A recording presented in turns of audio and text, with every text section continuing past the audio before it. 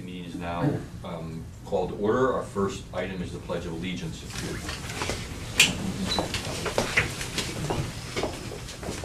Pledge allegiance to the flag of the United States of America and to the republic for which it stands, one nation, under God, indivisible, with liberty and justice for all.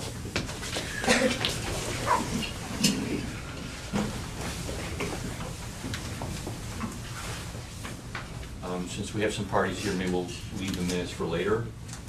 And we have no old business before us, so we'll move right into the new business. So we have the first item is from 1550 Salem Street, John Moran.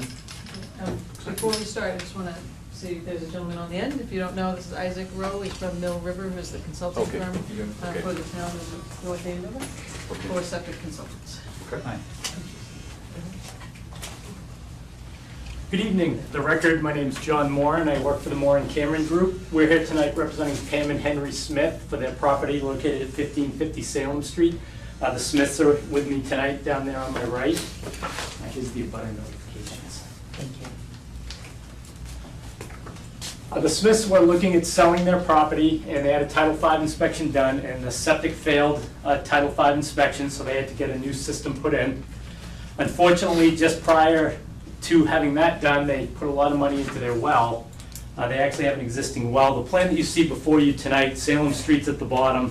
What you see in purple is the outside perimeter. Here's the existing dwelling, existing septic, existing well. So we had gone out, done soil testing in the front yard. There's actually an isolated wetland that kind of cuts off the backyard, front to back. And we get an existing well in this location on the left-hand side of the northerly side of the lot.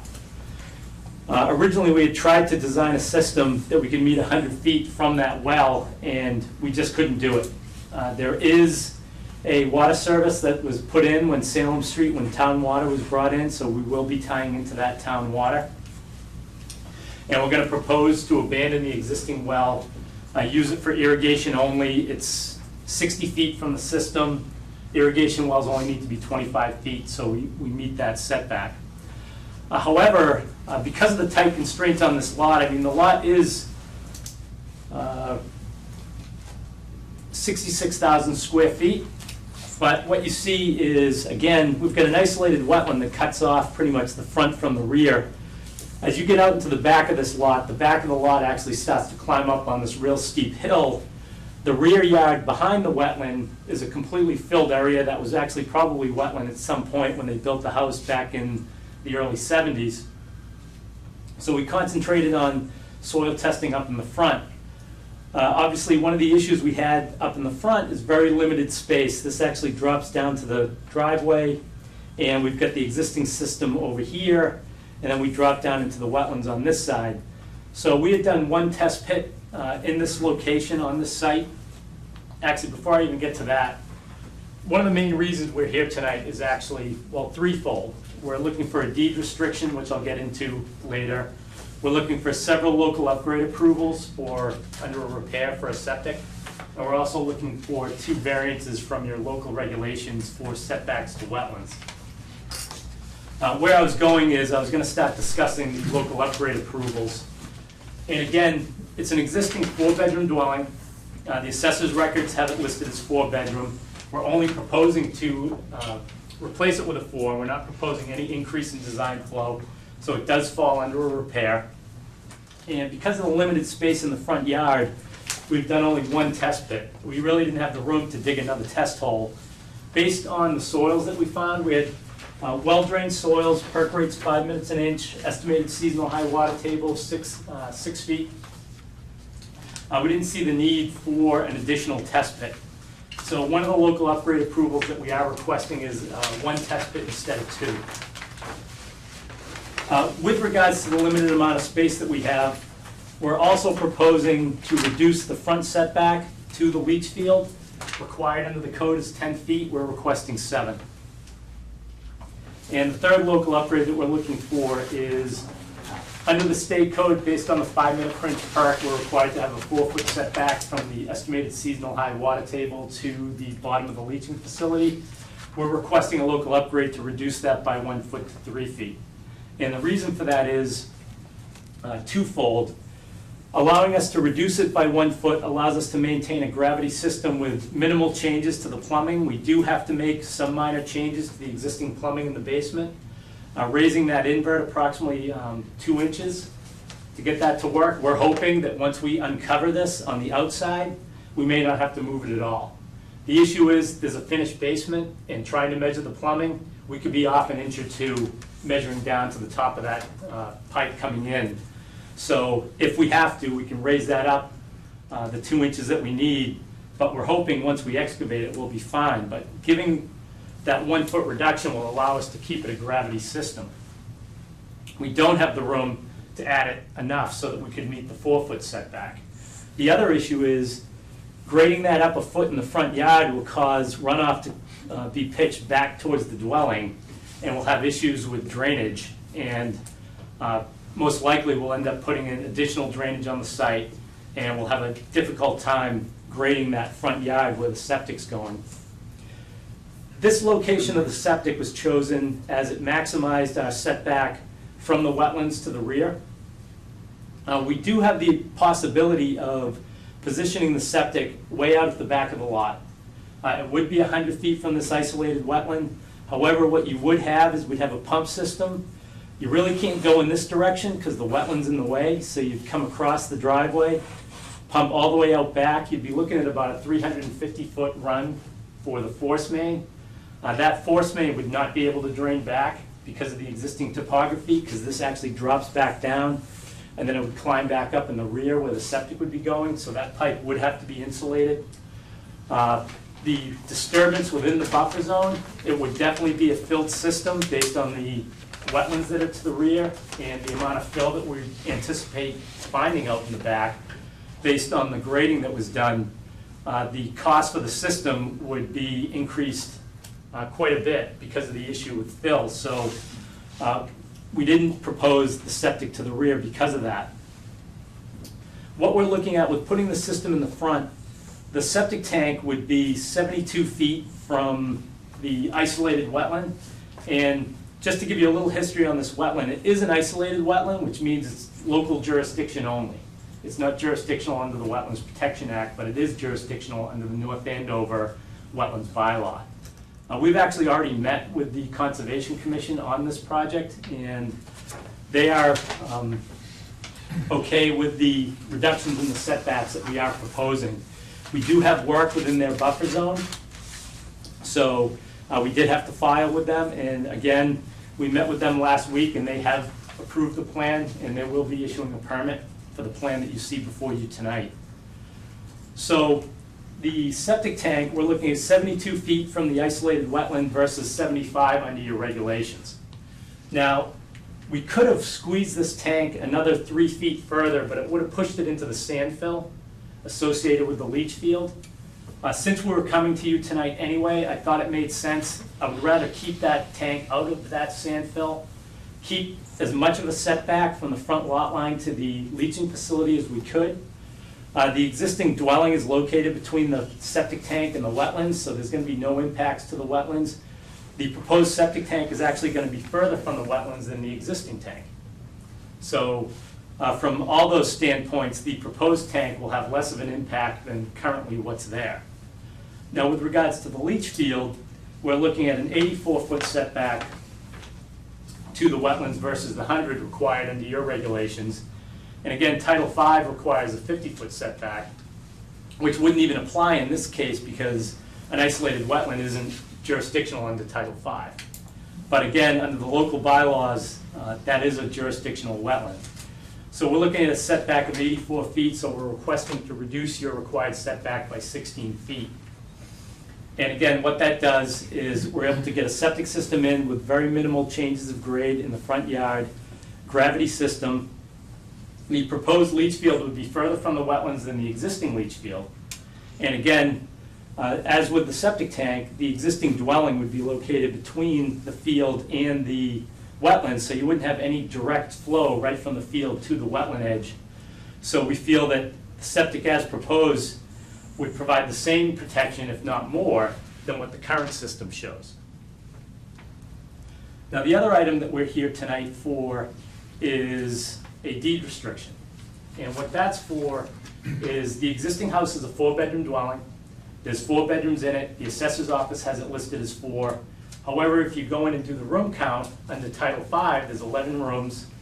Therefore, under the code, you divide by 2, round down, we'd have to have a 5-bedroom septic. Now, we don't have the room to put in a 5-bedroom septic. If we put in a 5-bedroom septic, then it would be considered new construction. We'd have to provide a reserve area. So we don't have room for any of that.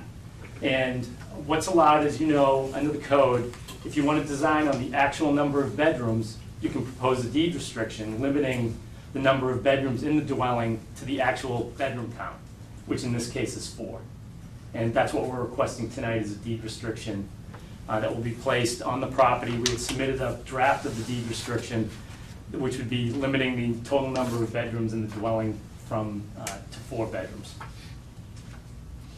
So again, to recap, what we're here tonight for is 3 local upgrades filed under for a repair, and that would be reduction in the setback to a property line from 10 feet to 7 feet, reduction in the setback to the water table from 4 feet to 3 feet, and 1 test pit instead of the required 2 test pits.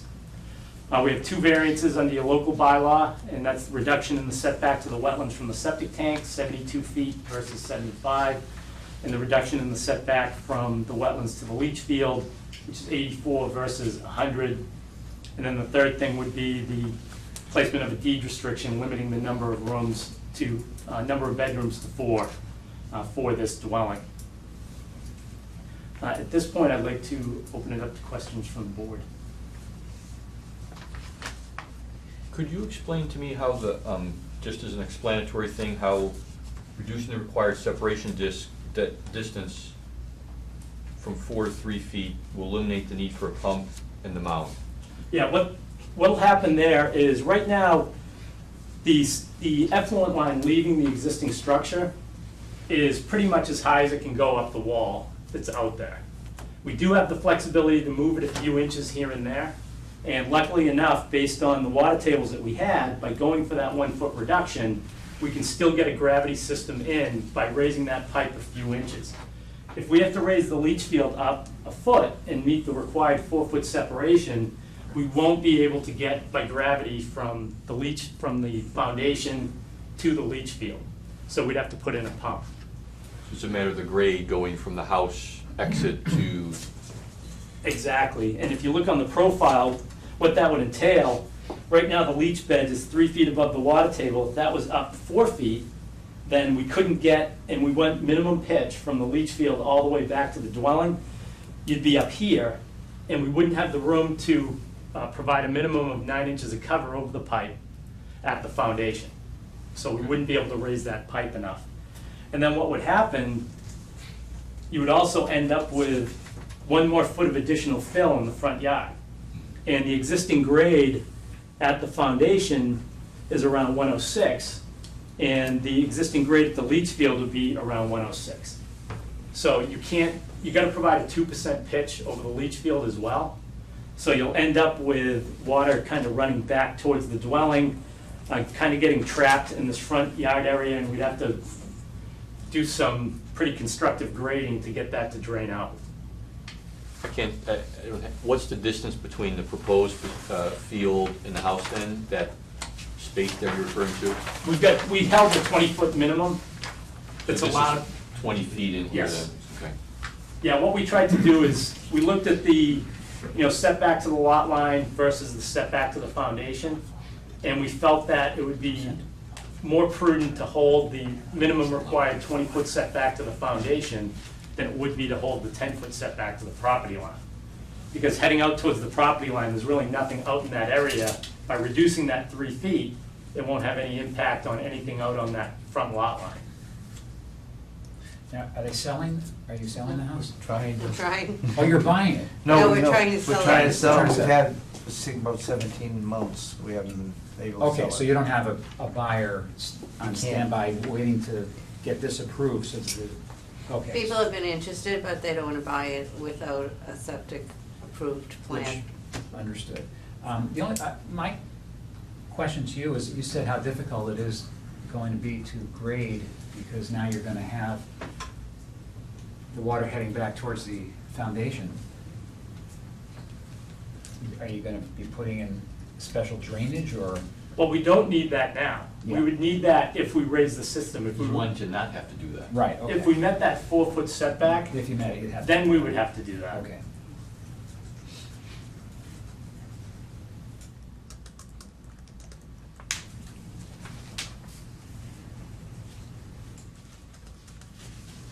Can I ask a question? The pipes coming out, you're gonna use the well for irrigation. Is there some type of segregation that will be done between the pipes that, from the town? Yes. And pipe for irrigation? Yes. Okay. Can you tell me what you mean? We've talked to the irrigation guys, and I've got at least 3 different ways that they're planning on doing it. Yeah? So, right now, I have no idea which way they're gonna go. Do they usually run a new pipe, or do they do a backflow, or, you know, or are those on the table? Usually, I've got one guy that said he'd run a completely different line. Yeah. And I've got another guy that said he would repipe it a different direction using some of the old piping. And the only other issue we have is, well, you don't really know what you got out there until you start opening it up anyway. Right. So we're kind of stuck between a rock and a hard place. Can't really propose anything until we know what we're gonna find. One of the things we did state, and we do have it on the plan, is obviously the well will be stated, will be monumented that it's, you know, for irrigation only, and it's not a potable water supply. And obviously, we'll comply with all the requirements of the water department for the abandonment of the well and changing it over to an irrigation well. Then the piping that runs from the existing well into the building, do you have to take that all out, or? Well, they'll just abandon it, they'll just cut it and just leave it right where it is. Okay. Our issue is, right now, the basement's finished. From what we can find, the water line's coming in from under the floor on this side of the house. So we don't know if we're gonna, all of a sudden, when we're replacing this tank, are we gonna see this water line coming across here and then wrapping around the corner? Is this water line coming around the back of the house and in? Is it coming under the slab and in? I mean, it was done in the 70s. I doubt it's under the slab. That wouldn't make any sense. I have a feeling what's gonna happen is we start, you know, excavating out to put the new tank in, we'll probably find that water line coming across here. And then they're just gonna cut right through it and just not do anything with it. And then at that case, there's no connection to the house at all at that point from that well. And then they'll just redirect it, hook it into the irrigation system. But if the water pipe runs through this field, you'd have to take that pipe out, right? Yep. You don't Yeah, just if leave we that in the find- middle of the field. Exactly, if we find it coming through that field, then that will get pulled out when they're putting the septic in. Okay. Aaron, you're here, any thoughts? I did suggestions? No, it's, I think they did a good job on a challenging site. Certainly, no, there's not a lot of room in that front yard there, so, yeah, I think they did a great job. Did a nice presentation together. Thank you. Yeah, I could see that, running that out there would not be. That's 350 feet. That's not bad.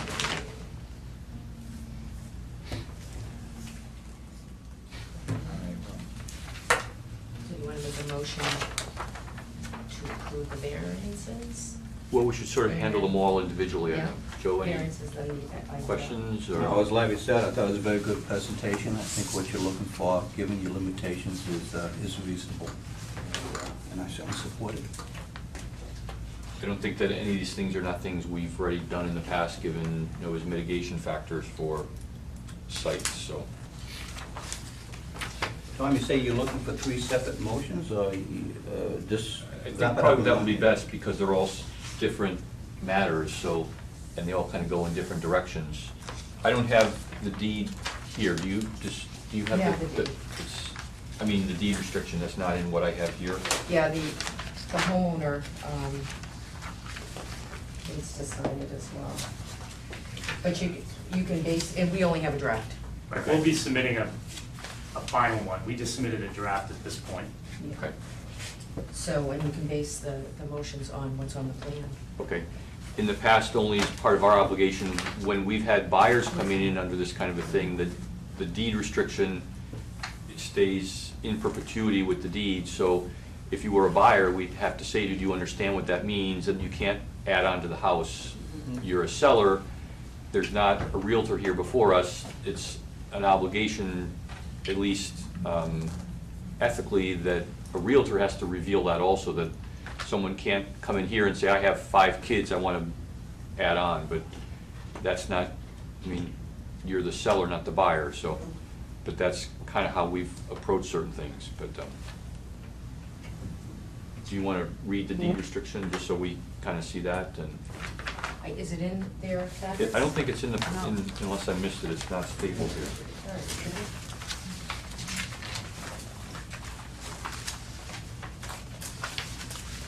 I don't see that.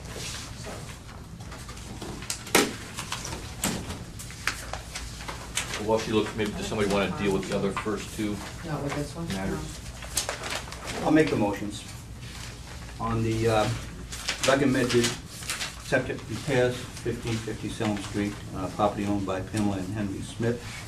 I make a motion to allow the reduction of the setback from proposed leaching facility in the front property line from 10 feet to 7 feet. I second that. Why don't you do all the local upgrades together? We'll do that as one motion. There are 3 local upgrades. Oh, I thought you had asked for 3 separate motions here. Do those as one thing, the deed is one. Good enough, good enough. The second item here, to allow 1 test pit in the area of the leaching facility instead of 2. And finally, to reduce the required separation distance from the bottom of the SAS to the estimated seasonal high water table from 4 feet to 3 feet. Ed, did you Second. Second? All right, any further discussion on that motion? All right, all those in favor say aye.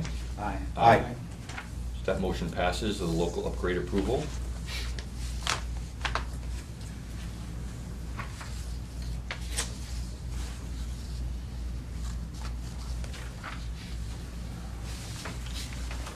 Now, are they, let's see, the Yeah, they're other, listed, local upgrades are listed. here's the on- local upgrade right here, yeah, okay. And the other was the distances? We have the variance request on the bottom, center bottom. You actually don't have the revised plan. Michelle's got a couple. Plan you got isn't the revised plan. Leave that to Joe making the motion.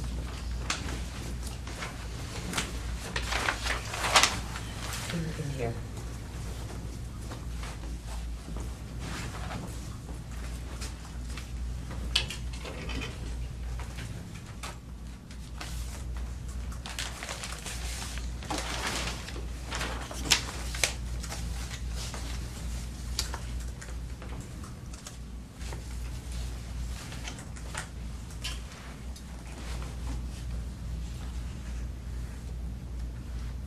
This is a draft. Make another Go, motion. if you like. Make a motion for the minimum setback distance between the septic tank and the wetland resources area as requested, 72 feet. The local board of health, 75 feet. Second. The only discussion I have is you have approval already from the Conservation Commission. Yes. Okay. So were there 2 local Yeah, there's variances one there? more. That's, you did the first one there, so. Yes. And the second one is the minimum setback distance between the soil absorption system and the wetland resource area, 84 feet requested. The local board of health is 100 feet. All right, is there a second to that? Second. All right, any further discussion? Ed, you have a question over there, or? Nope. Deep in thought, okay. All those in favor, aye? Aye. All right, and then we're passing around the draft. It looks like this has already been prepared by council. Yeah, it's a standard type Title V deed restriction that we've used in the past, and pretty much you just change the names out, change the appropriate data, information. And then, Michelle, will we receive confirmation once the deed gets filed, so that remains in our records, that Yes. that it's So we'll followed have through it with our notarized, records? you'll sign, and we'll have it notarized, and then we'll have you sign it or stamp, whatever you'd like to do. Okay. Yeah, usually what we've seen in the past is before a certificate of compliance would be issued for the system, it would be required that that recorded deed restriction be submitted to the board with the certificate of compliance request. Okay. Make a motion on deed restriction. As noted here, the grantor hereby restricts the total number of bedrooms in, on, upon, through, over, and under the property to 4 bedrooms, such that at no time shall there exist more than 4 bedrooms in, on, upon, through, over, and under said property. Second. Okay, any further discussion on that? No? No. All right. All those in favor? Aye. Aye. Very good. Thank you very much. Thank Thank you. you. Thank you, John. Thank you. How long is it gonna take to build? They could have that in. They said a week. Wow. Good luck with the sale. Did you go over Thank all you. the smooth? Maybe a little ugly for a little bit, but. Yeah, do that, some of them, last year, like- See, that was easy. Yeah. Now we just gotta sell it. Thank you very much. Thanks a lot. Thank you. Good night. Thanks, John. Thanks.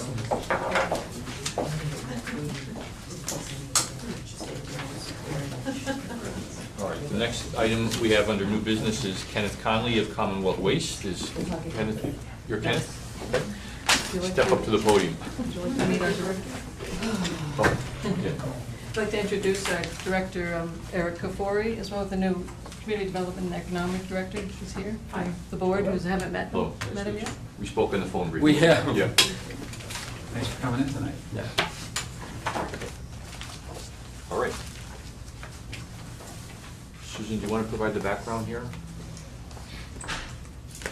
Or we let Kenneth speak first, however you like? Yeah, sure, go right ahead. I don't have anything to show you, really. No, but you submitted a I document. did. I don't know if the Hopefully- board had a chance to review the request that I had submitted. Every page you sent, even the long email that you said, Okay. every download. Should I go through it, or does anybody have questions on it? I don't know I if that's what it is. think you should at least summarize what you're looking for, and when you started doing business In North Andover. in North Andover. Okay. I've been, Commonwealth Waste Transportation has been in existence since 2006. I moved my operation to Sharpness Pond Road in 2010 as a leasee of Plain Laminates rented the property over there. In July of this past year, we purchased a building on Turnpike Street, 1175.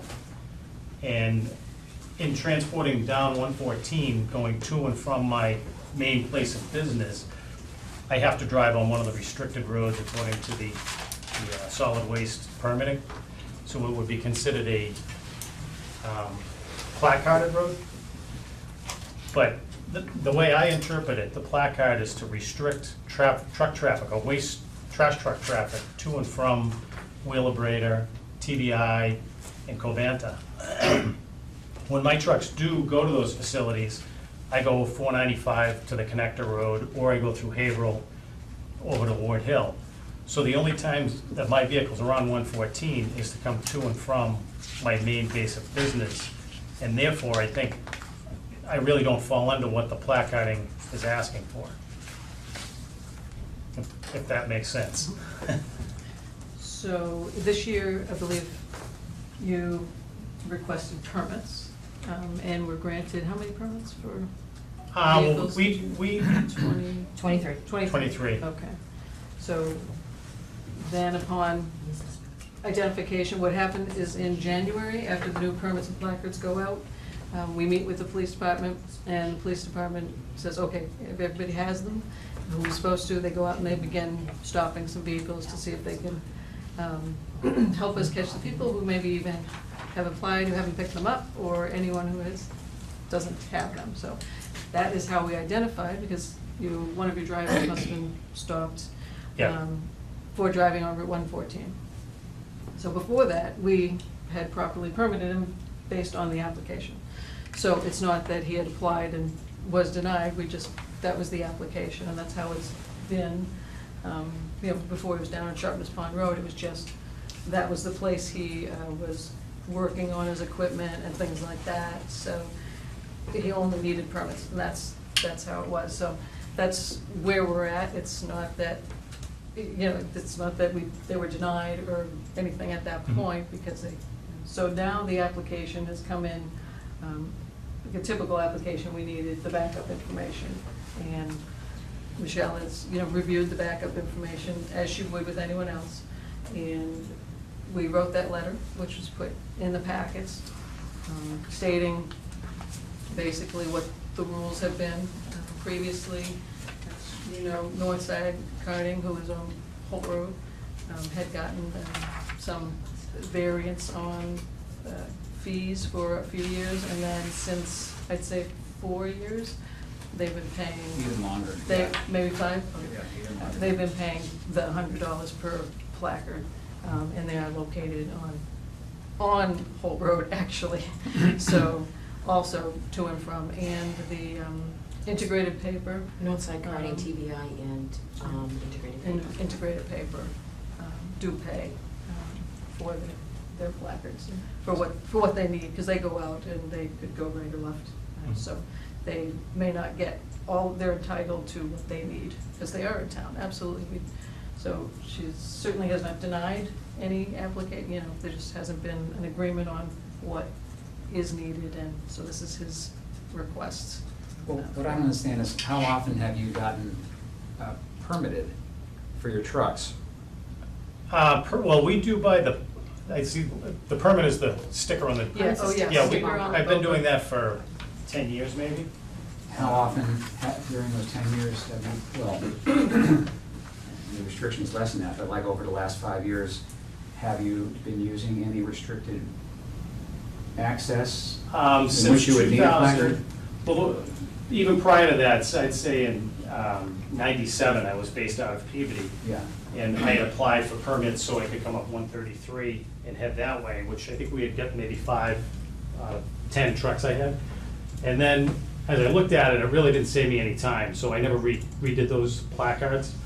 I would just send my trucks around 128 to 495 and go in the other way.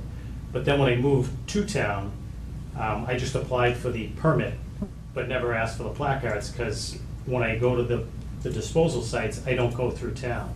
So in my interpretation of it, my truck could drive through the town as long as I wasn't driving to one of those disposal sites.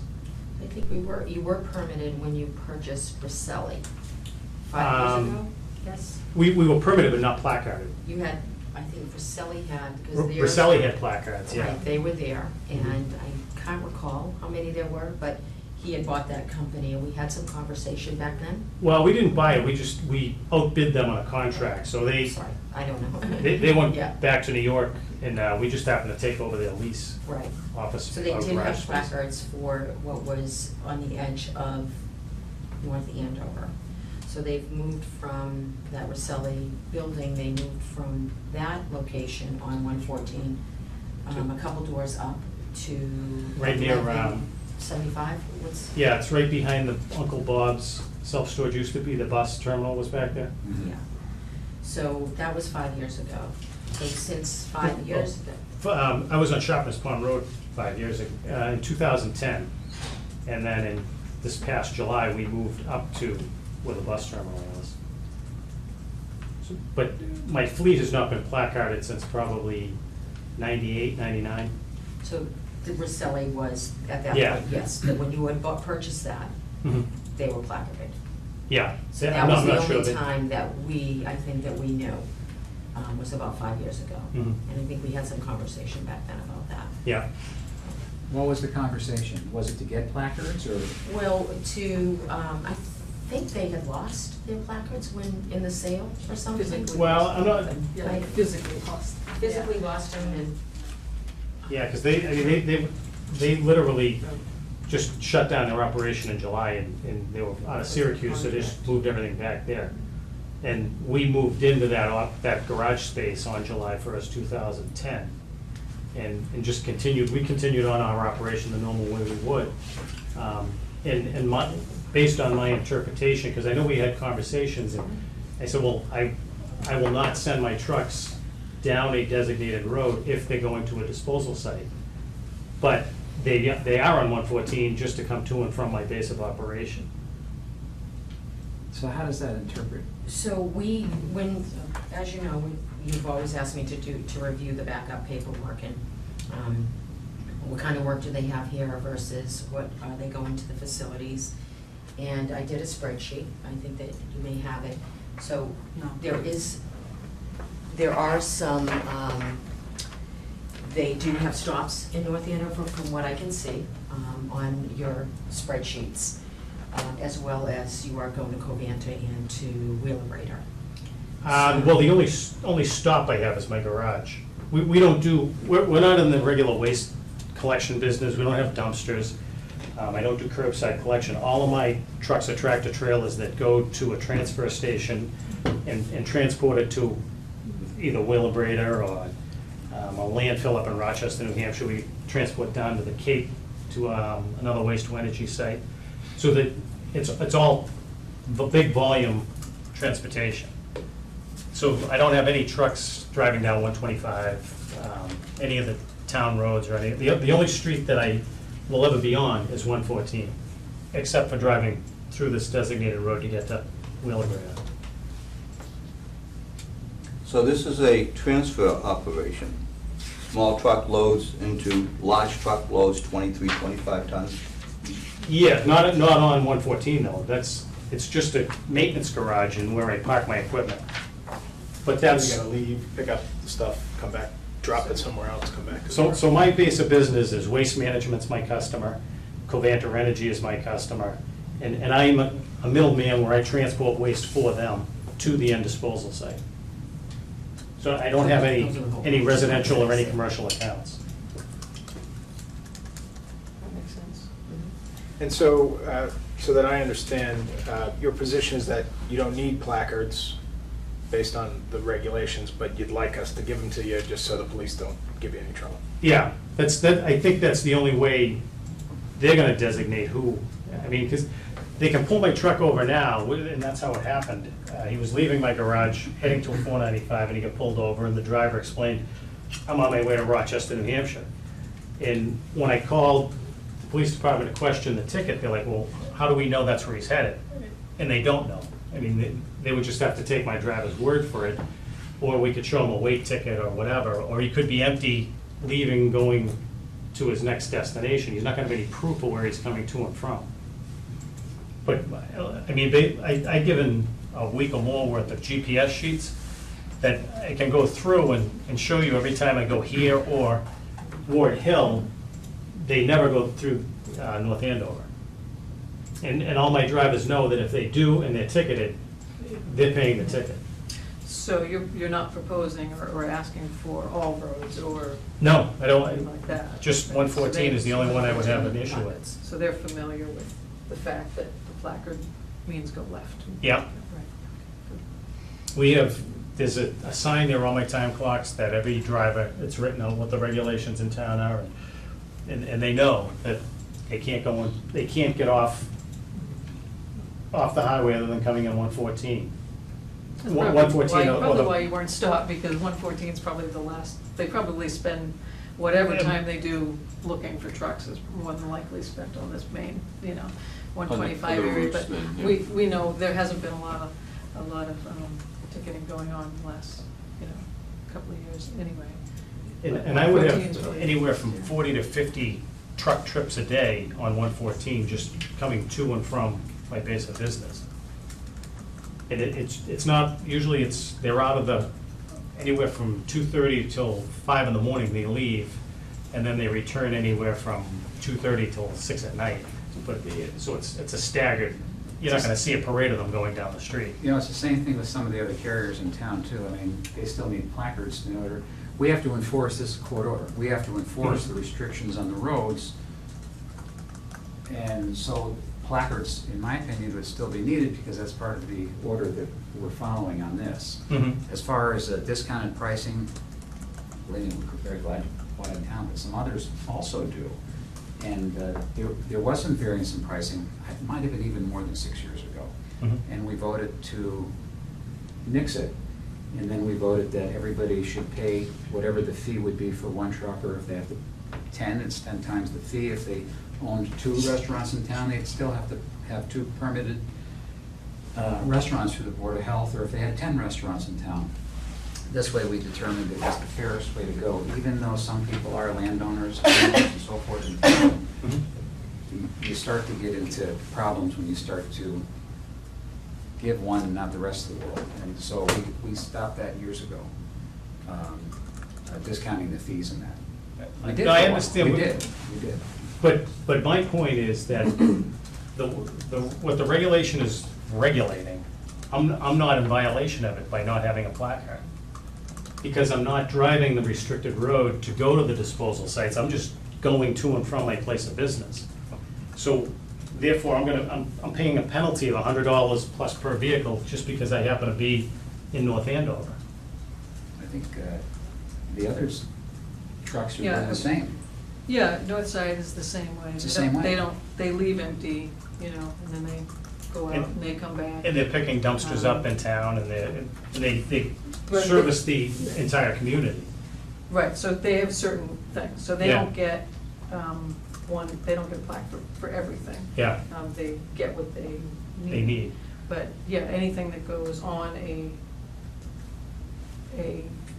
See, road from or to, or from an exempt community, whether they're picking up or not, it's not, it was never about whether they were full or not. Right. Yeah. It's very confusing, there's no doubt about that. I've been reading this for an hour and a half, and Yes. I have no idea A what this lawyer says, wrote to be it honest. just We've so you know. actually condensed it too, to try It and used make to it be better, as a matter of fact. But Yeah, the analogy, everything in this Yeah. seems to be Very difficult. directed to a truck that's driving to Wheelabrator or Coventa, not a truck that just happens to be driving down the road or wants to drive to collect something in some foreign jurisdiction. This seems to say, we're gonna regulate those that are going to these plants.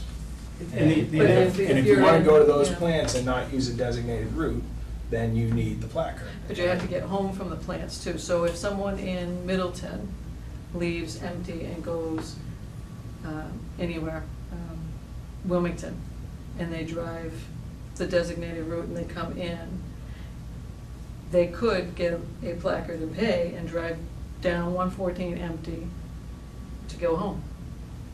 So it's part of their route. So it's, you know, they go from their place to the pickups, to there, to home. If they wanted to not get a permit, a placard, they could easily go, not easily, but if they could choose Drive around. to drive around. But if they're from an exempt community, whether it's 1 mile outside of the edge of North Andover, you know, I mean, if they were gonna go back that way, if they're going back and forth to Middleton, you've been, and the regulation's been interpreted that way, that you are going back and forth to your where you are, or an exempt community, and like that. So, but you're right, I mean, it's very difficult, but that's exactly how it's been interpreted, because people don't necessarily bring their trash back to their place. In fact, they never do, almost never. So you kind of can't That's not count the that idea. sect. So it's it's an unusual situation, no doubt. the point I brought out, that if I owned that piece of property next door here and that was my garage, Mhm. this wouldn't be an issue at all, because I'm coming to and from my place of business on a non-regulated road. Because this is approved for trash trucks. Like, the permit. So I would need a You have a placard. permit. I'd have a permit, which I have no problem with a Right. permit. Right, as But long I'd as have you no didn't- as long placard as you didn't issue. want to drive down 125 Yeah, that way. which I don't, you know. Because Northside would choose to do that, or. Because they have to get in town to service customers. Just like Right. five trucks do. Yeah. But they're Yeah. placarded for 23 vehicles, we do the whole fleet. Hmm. And So the- we do the, we do DeRosa's, we do all of their vehicles, we do TPI and or slash Northside, and we do all their vehicles here too. They just choose to have. And so they get the them all benefit placarded. of it, they choose, and we allow, you know. That's And what if they someone, certainly if choose. someone gets this placard, does it say exactly where they can go and where they can't It go? does, or how so. It's listed by the routes, so there's a 114 route, a 133, and all And all roads. roads. So he's asking for 114 only, so if his truck came out of Holt Road and turned right, I'd be in they're violation. in violation, Right. and you said your guy could be ticketed, and that's his problem. Yeah, because they are all well aware of the regulation. The sign says that even out on Yeah. Holt Road. And Yeah. technically, and if there happened to be a policeman sitting down 114 that way, wouldn't necessarily know, so they could say, oh, you're on 114, period, you know, because they might accidentally stop them, that's why you need to have. Yeah, you have to have otherwise they're not placard. gonna know You're gonna unless, stop, they won't know. You know, just because you're heading south doesn't mean that a policeman's gonna, oh, it's him, he's heading south. Right. You know, so, but do you understand what I'm saying about if your business was 1 mile into Middleton, Mhm. if you chose, you know, to go that way, you have a right, it's called being, you know, you have a right to get the placard. yeah. So we don't, they could choose not to, but it's the exempt, to be exempt means, yes, absolutely, you have a right to, and it's $100 is what, so Mhm. if they choose to, they can buy them for all of them. So I guess that's the dilemma, is that for someone who maybe is 1 mile south or 5 miles south versus one that's in, how do we balance that so that it's fair, you know, for every, because then why would we charge them if they didn't transfer stuff back and forth to their place? They're doing the exact same thing you are, except they're 1 mile south. Right.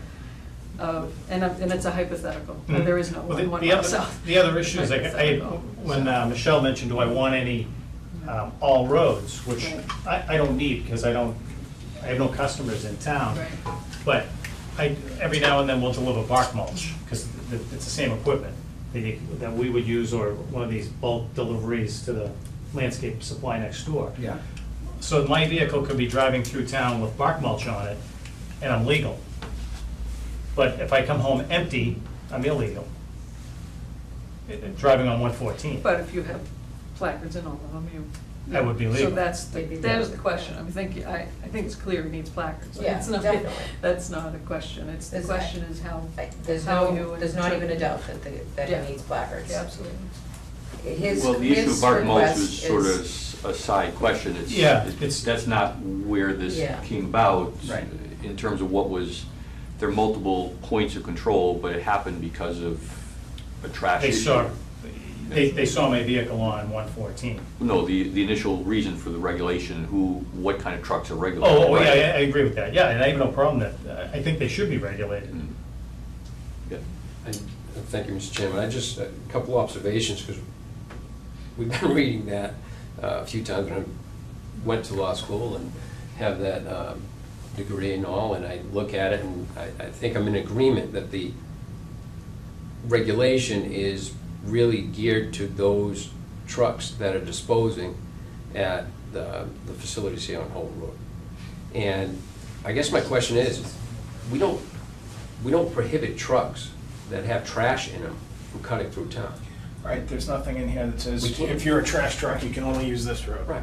Right, So, they can go all through town. It's just that if they're disposing of their trash here, we regulate how they access that point. And I think that's the point Mr. Connolly's making, is I'm just kind of cutting through town to get to my place of business. And so it's really, I know what was trying to be accomplished, but it's really confusing, or, maybe that's being applied to a situation that really isn't in need of a placard, other than, and it's, now the police are in a difficult position because they see a truck and they're saying, hey, wait a minute, where's your placard? What are you doing on 114? It's. Do your trucks ever use the plants in our town? Yes. But they come in off the Holt Road, off of the Ward Hill connector and come up the designated route. that doesn't require a placard. So they travel the designated Right, route so to they- get there, and then they're stuck there because they can't really go. So they go But down. But if your truck leaves Holt Road and is going back to your home base, They go they would back not up the ever come connector. out here and turn right, No, and, because that's gonna be a shorter route. but it goes through the middle of town. I mean, they You don't, choose that, it's not, you're not doing that because of the regulation, you're. well, we you're do it telling because of your the drivers. regulation, because I know I get pulled over as soon as they take a But right you're, turn. but you're arguing that you, But if you have the You placard, wouldn't do doesn't so. that mean you get to go right? no, No. no. Oh, it doesn't. well, Unless only you had if all it's those. Because all roads, roads, which Yeah. he is would not. definitely be able to. To be honest with you, I don't want my Yeah. trucks driving down by the high Right, that's school what and I everything thought. anyway. I mean, You're- it's more He's of a danger. self-complying, is what I'm saying, is, you know, is what he's indicating. Hmm. Yeah, no, all roads generally are for those who are doing that pickup of the dumpsters. People who are doing and the- dumpsters and trash Curbside. pickup in Pretty various reserved for them. places. And then the 133, of course, of the Georgetown, those areas, so anyone who has a business or does business in those towns, if they, the last, they come in that way, they need one that says 133. And if they went out and came down 114, then they would have a 133/114 to get back to PBD or wherever it is that they're going. But Yeah, it's, I guess my question, even Yeah. if they're coming in and picking up trash in town, and they're going on all roads to do that, yeah. but they're not disposing of it here at the facility, I think the way that's written, they wouldn't, again, a truck could come into our town, pick up trash at some commercial or residential, place, and then drive out and dispose of it outside our town, and never need a permit or a placard to do that, What's correct? interesting is actually, I think that fits under our, an awful type of regulation. I know that we used to permit them prior to this regulation, we permitted all septic and trash trucks for working in the community. But now, then we went with this one, so did it totally eliminate the need for that other? I mean, this entire Yeah. regulation defines a trash truck as somebody who disposes at Wheelabrator or Covanta. Which they do. Right. Yeah, but, So- which they They do, do. so they meet that part. But they use that's the whole problem, they're using the designated route to do that. Right, so what do they, so if they're using the designated route to do that, they're off this entire regulation. They're still going. Until I try to get my truck to come home. Right, and they get pulled over on 114 They because still they're gotta trying to go get on to 114. place of business. But you're not going either to or from the facility, so. So they could be going back. Well, I could be coming home from, I could end my day at Wheelabrator, Yes. and then they'll go out down the connector, down 495 to 114. So then you are going to or from, That's why they get the placards too, because right? they may end their day at Wheelabrator and then have to come. So back. some of it does state that you're That's why they coming buy all from the the Wheelabrator placards. facility on his backup. We do use those facilities quite a bit. Yeah. But the only time I would end up back on 114 is at the end of the day or at the beginning of the day. Or if the vehicle had a mechanical issue during the day. And you've come to ask for placards, I guess without cost, and if you had these placards, it's not gonna allow you to do anything different anyway, and with respect to getting to and from the plant, or it is? That's the part that I'm still lost on. No, he's asking for 114 routes only, so that would not allow him to come out of Holt Road and go what Take a right. presumes is short, Right. and take a right turn and go by the high school and, Which is really what the whole regulation's It's like a trying to special designation. right, deal with. part of it, yes. Part. There are the multiple layers of it. There's the 114, there's the 133, there's the 125, and they're all the side roads. And we've had various people before us for all different versions of that. Over the years, we spent a lot of time talking about and trying to interpret this regulation here. It's very confusing.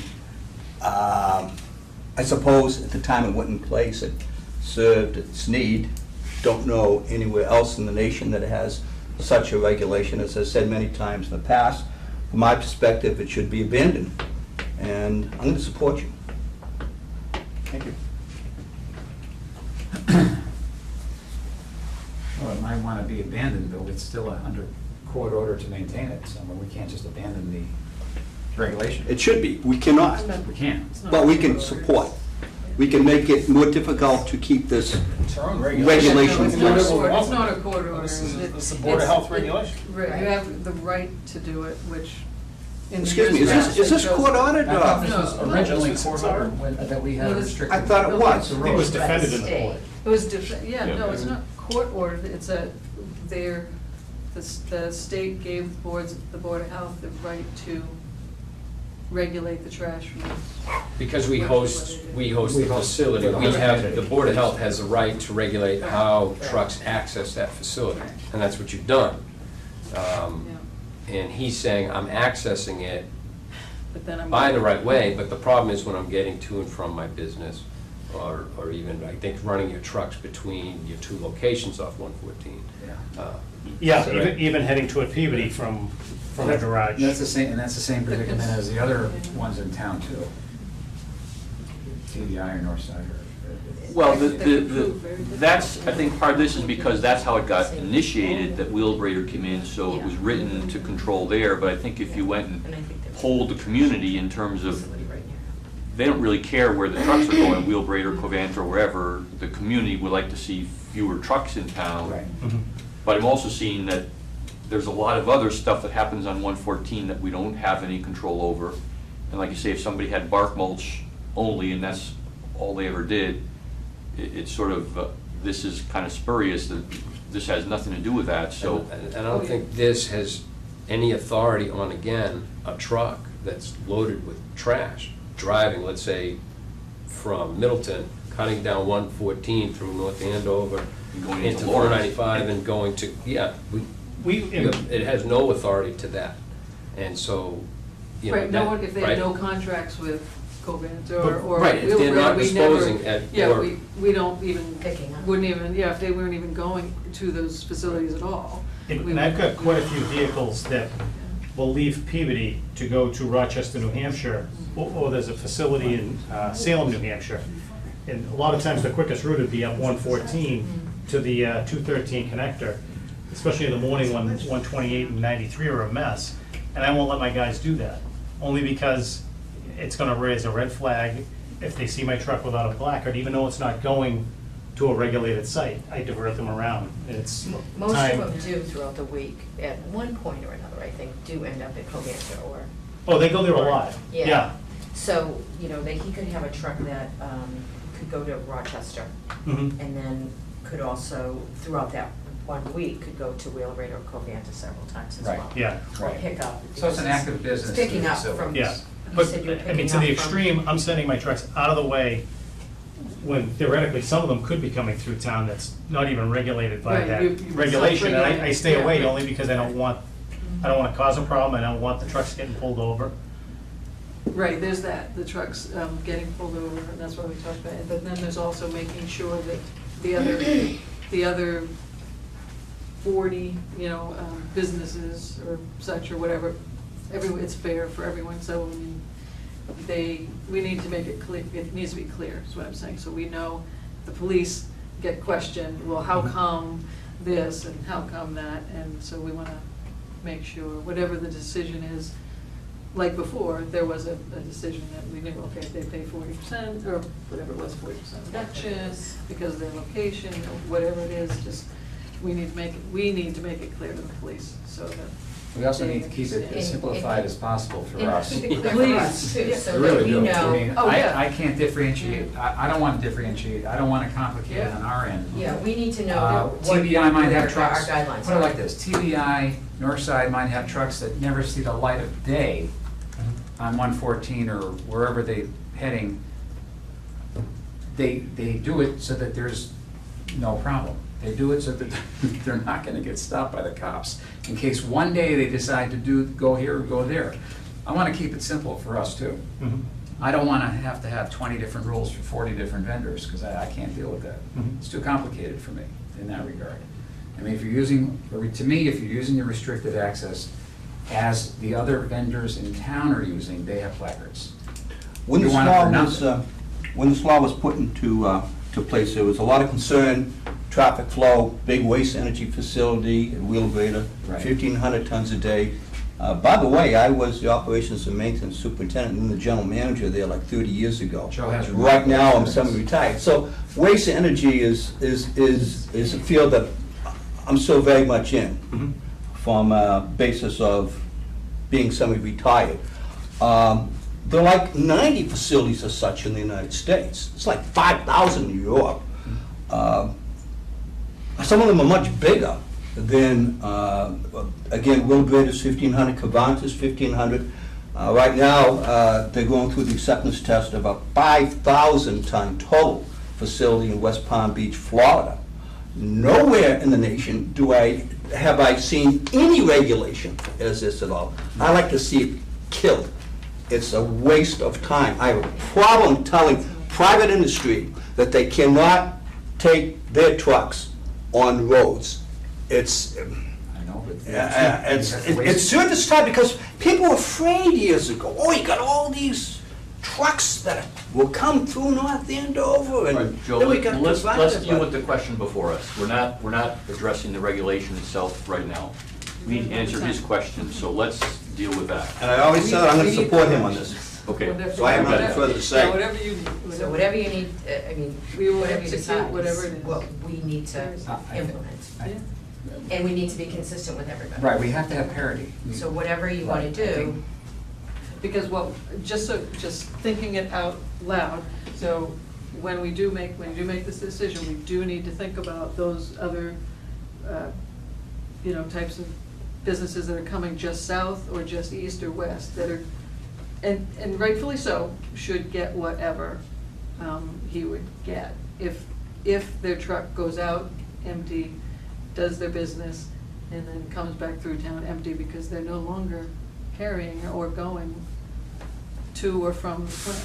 It's a waste. So- change So I'm rules just, and I just need to be able to tell when we, because next year, because that when will we be a renew, big change with when we us. renew it, we want to make sure Yeah. that we've asked the right question, because right now the But- question is, do you, come to in This front of is gonna some be- community and such. It's gonna be, So, it's, Can I say We'll one work thing? out whatever. The north side Yeah.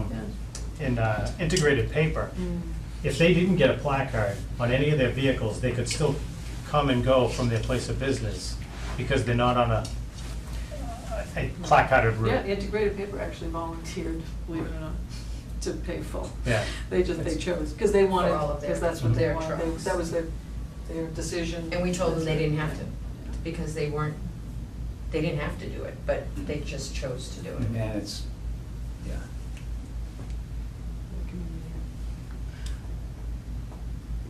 So we're gonna have to clarify, yeah, and Well, I think for now, for.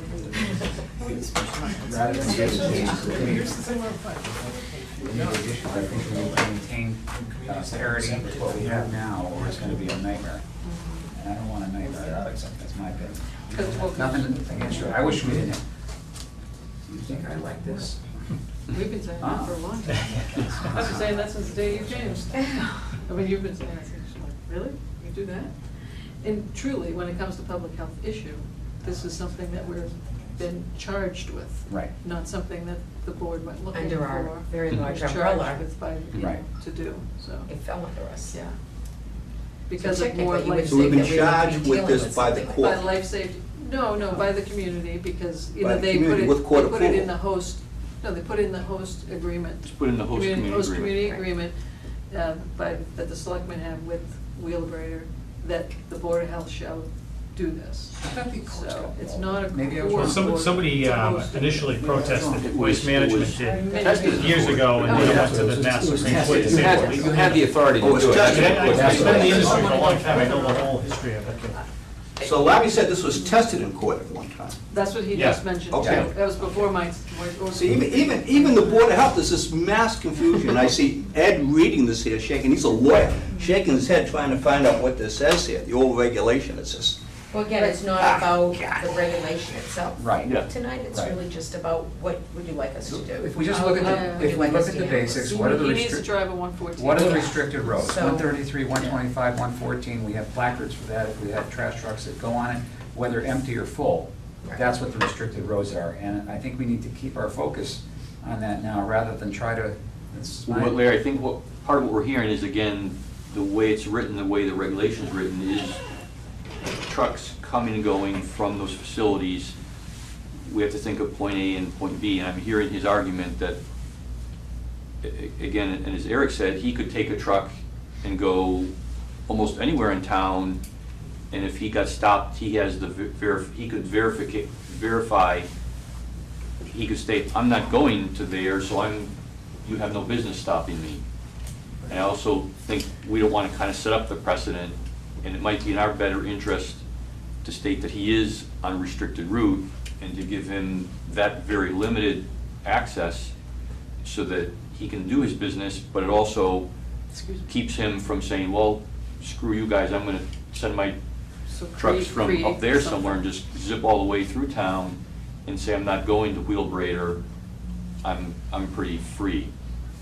The difference is, none of the other facilities are right on a restricted route. TBI is not, Integrated Paper's not. He's sort of falling in a little different situation, so it's not completely opening up a free-for-all, because we can apply it very narrowly in his location and his situation. I get what you're seeing, but the issue, he made a statement in his initial letter that I pay a bunch of excise tax and I shouldn't have to pay something else. I think that holds no water here. No, In fact, well, I looked at that as a negative statement, and, you know, you move to a community, you pay fees to do various things, so, but. my point by saying that is, I physically bought that building, and I feel like I'm being penalized with $100 per truck because it's regulating me on something I'm abiding by the regulation in any way I can, and I'm paying a penalty because I happen to be on a regulated road. But you have, your situation, you already knew about that, but you didn't come in with ignorance But of that. I haven't had placards since 1997, because I interpret it different. But it's not about, and we don't, also the other thing is, we don't have a limit. It's not like, you know, liquor licenses where we provide, you know, they say 20 alcohol places in town. We don't say, whatever, 100 trucks have 114 routes. I mean, if Michelle looked at them, there could be hundreds and hundreds and hundreds of trucks that have 114 placards. It's just sort of a matter, really, is it reasonable? And if we apply it that his location and what facilities he's using and where he's going, hearing that, it seems reasonable to me to give him the 114 rather than turn him down, because he could go back and say, well, I'm just not gonna get anything, and then do whatever I want and take my chances. Once in a while I'll get stopped, but he might decide it's cheaper than paying the placard. No, you should get the 114, but I don't think for not. But if he's saying his truck leaves his facility and goes, I don't know, down Middleton or down 114 to 495 and goes somewhere else, up to New York, then it's the regulation, not functioning as our attorney, but the attorneys looked at that and said, we have no control over that. The regulation doesn't apply. So how do we differentiate when you use, granted, I mean, you seem very responsible of how you're handling it. People take the approved route and that's it. There's no time that they've ever swayed from that? To my knowledge, no, because you'd see them in town. I mean, they're never in town. The only time I've been pulled over is on 114. But if he gets a 114 route and he goes the wrong way, he can be stopped, and that's a valid ticket. Even with that Yeah. placard, right? Yeah. Because it only allows him to 114. He can't go on 133 Yeah, or... 114 is fine. I don't think we can give them away for nothing. But sort of, what difference does it make? We're not looking to make, the town isn't really looking to make the money off of this. You could issue effectively, you could issue a letter that he could carry in his truck, so if he ever got pulled over. I think what happens is the police probably see, because he has the permit, right? Yeah, there's a permit on all the trucks. That's on the bumper. Mm. If that permit weren't there, let's say, and he's driving through town, I bet you'd never get pulled over. Because you can't pull them over. It's illegal to pull them over. Any truck can drive through town. Well, they North might Andover. get pulled over and then, because there would be, they might think it's a permit violation.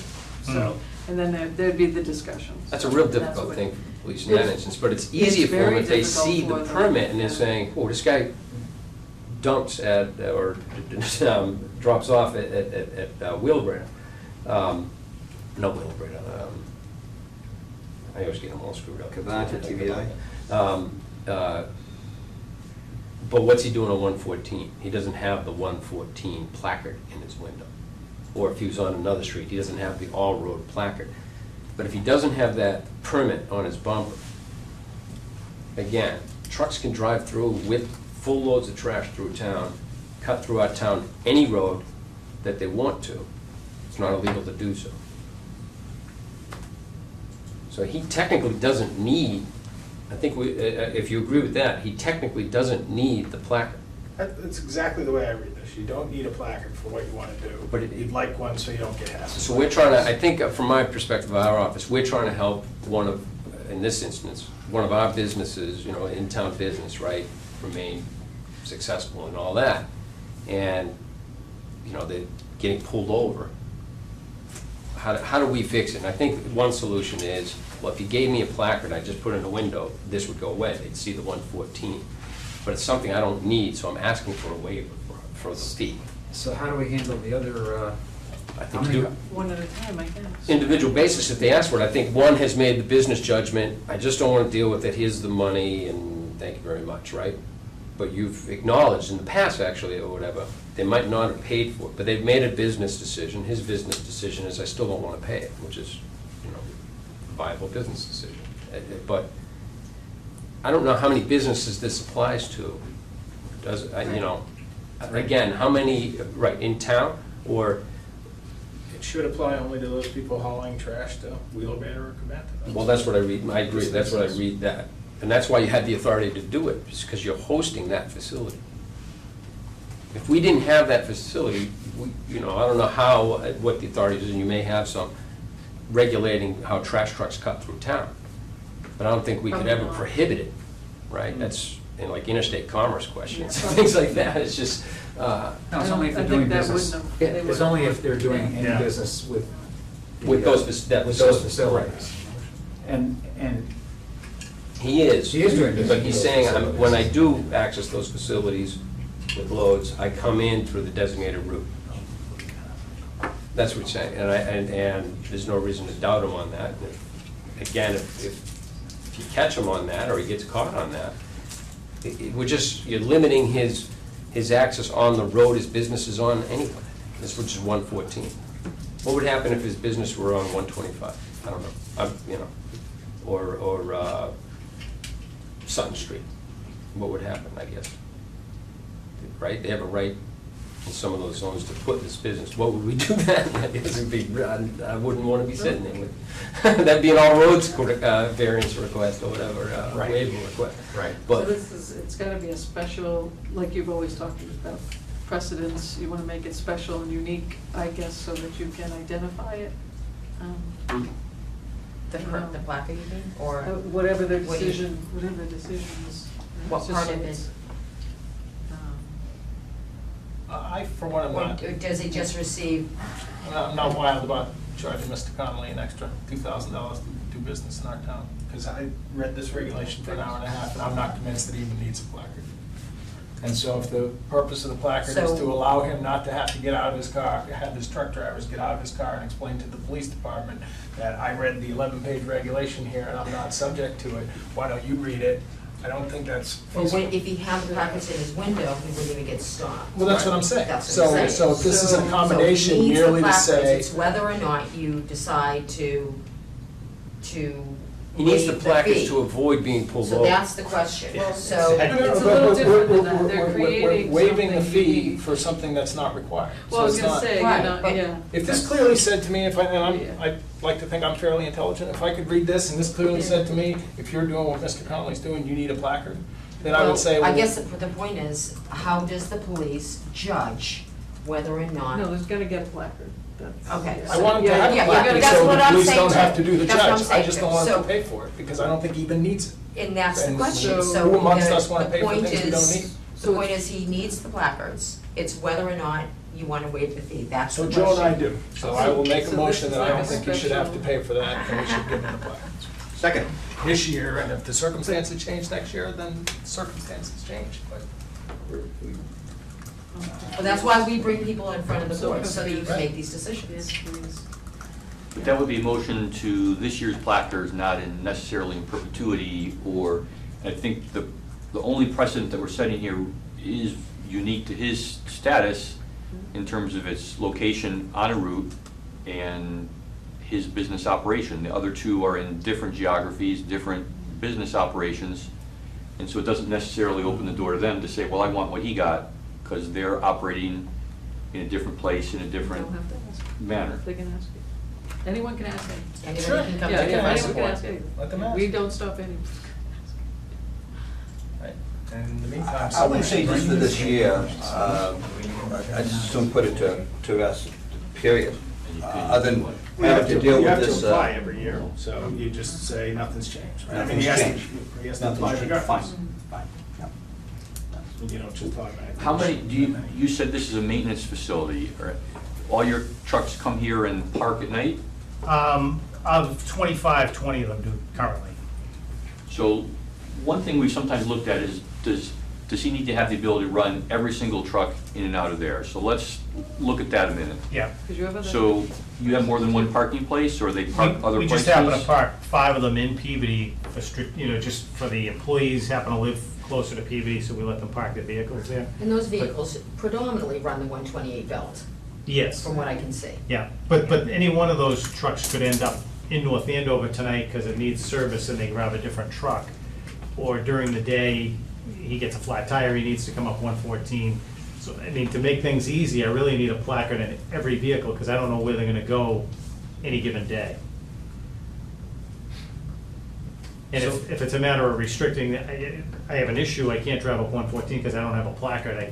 I can't be radioing around to try to find a truck with one to give them to come back. So it's strictly a parking and maintenance. That's all we do there. That's Park it? our, yep, do service on our vehicles, our employees check in every day there.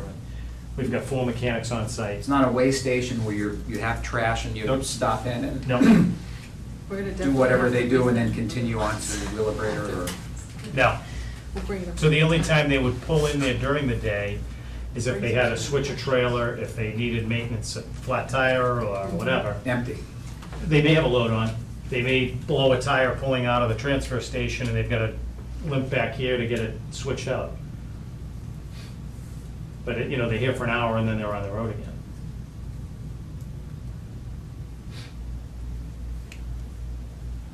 And the motion on the table is, I'd like to move that we and it was seconded. create a special waiver of the $100 fee for Mr. Connolly's requested placards. Second.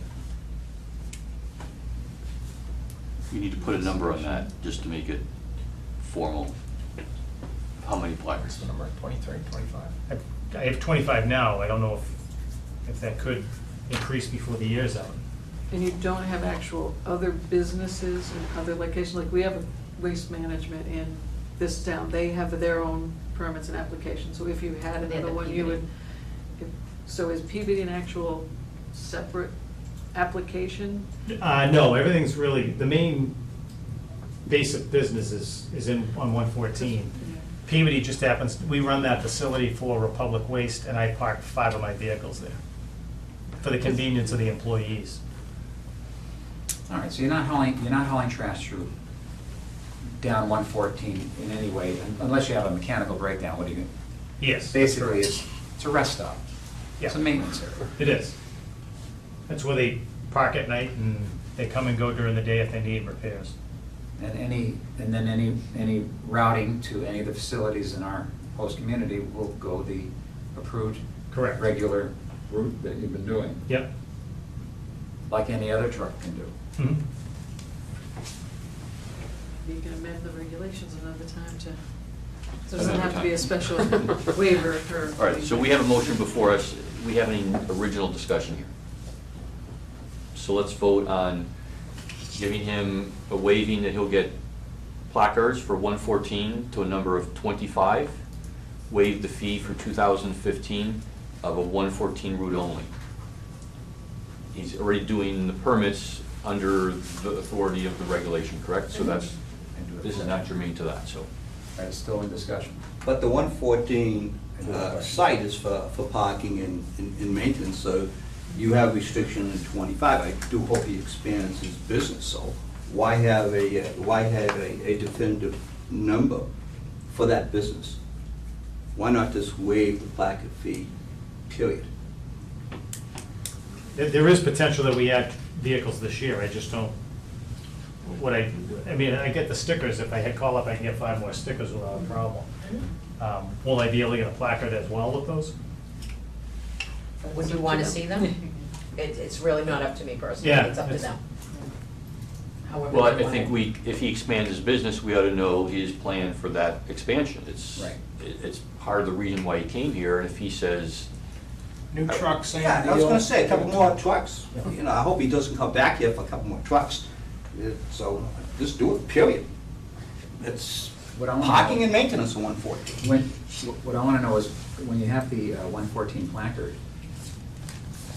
what's going to change? Are now the trucks all going to, are your guys just going to go, hey, I got a placard, I'm going down 114 so I can save some time and then get on the highway real quick and... No, I'll Do keep my you know what I'm operation saying? safe, but in theory, I could do that. We could run Because that. he's making the promise that. Yeah, I could do that, but I won't. I will say that my trucks will continue to do the route. Because now you around. have a shortcut. Yeah, it would be. Now you have a shortcut. Mhm. of what? Well, now he'll have a 114 Designated route permit. designated route permit. Yeah. What's the Well, he shortcut? does I it don't anyway. understand. That's what he's doing now. Yeah, he's already doing it. He lives on 114, his trucks, so. But I won't utilize the placards For hauling trash. to haul trash in order to get to the regulated sites more efficiently. See what I'm saying? And That's if all. business changes in a way that needs for the change, we could have him come back if he calls and says, I'm buying another company that does trash hauling out of X, you know. Well, And but that's a little different than just we're add limiting up this to this for year. If public he comes trash. back in a year and says, my business has changed, we'll have to Republic reevaluate trash that, that's trucks. all. What's that again? Is Republic trash trucks? They have a transfer station in PV that Right. we run for them, but they do have trash trucks, yeah. Yeah, and so they also go here, Define a Yeah. number somehow, Two. either put From a Tingsboro number or or an trash open-ended, trucks. and They let's are. vote. so, Who made the motion? Who made, is that? I said 25, so you get 25, and when if he adds a truck, he calls Michelle and asks for another.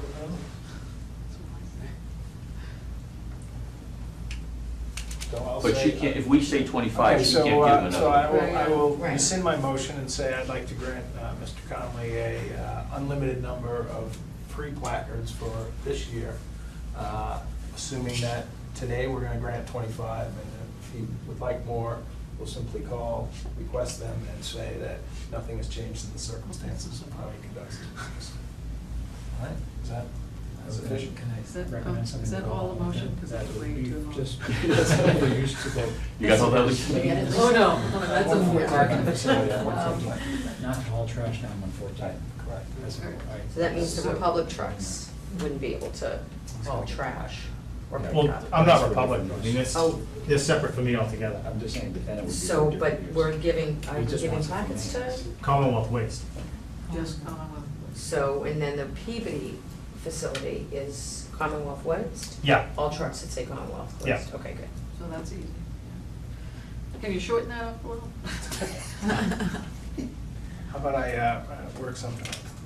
But I don't think we need to spend more time on this, do we? Make it one sentence.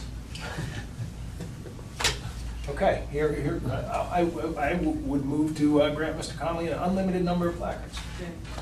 without cost. On the 114 route Correct. for 2015. There you go. Okay. Got that? Second. All those, is there any further discussion? The only thing I was gonna say is that it should be for, to go to and forth to his maintenance facility, not to be used to haul trash, because that would defeat the purpose of what you're doing here tonight. I think that should be added to it. So add that, so we have something we can pull out and show Okay. somebody else if they say, why'd you give them this? Right. We can say, Yeah. it's Good point. Exactly, I think we need to, just to make the focus Yeah. as to what you're looking for. Just state that phrase cleanly so Lisa can write it down. Concur. Can you replay it?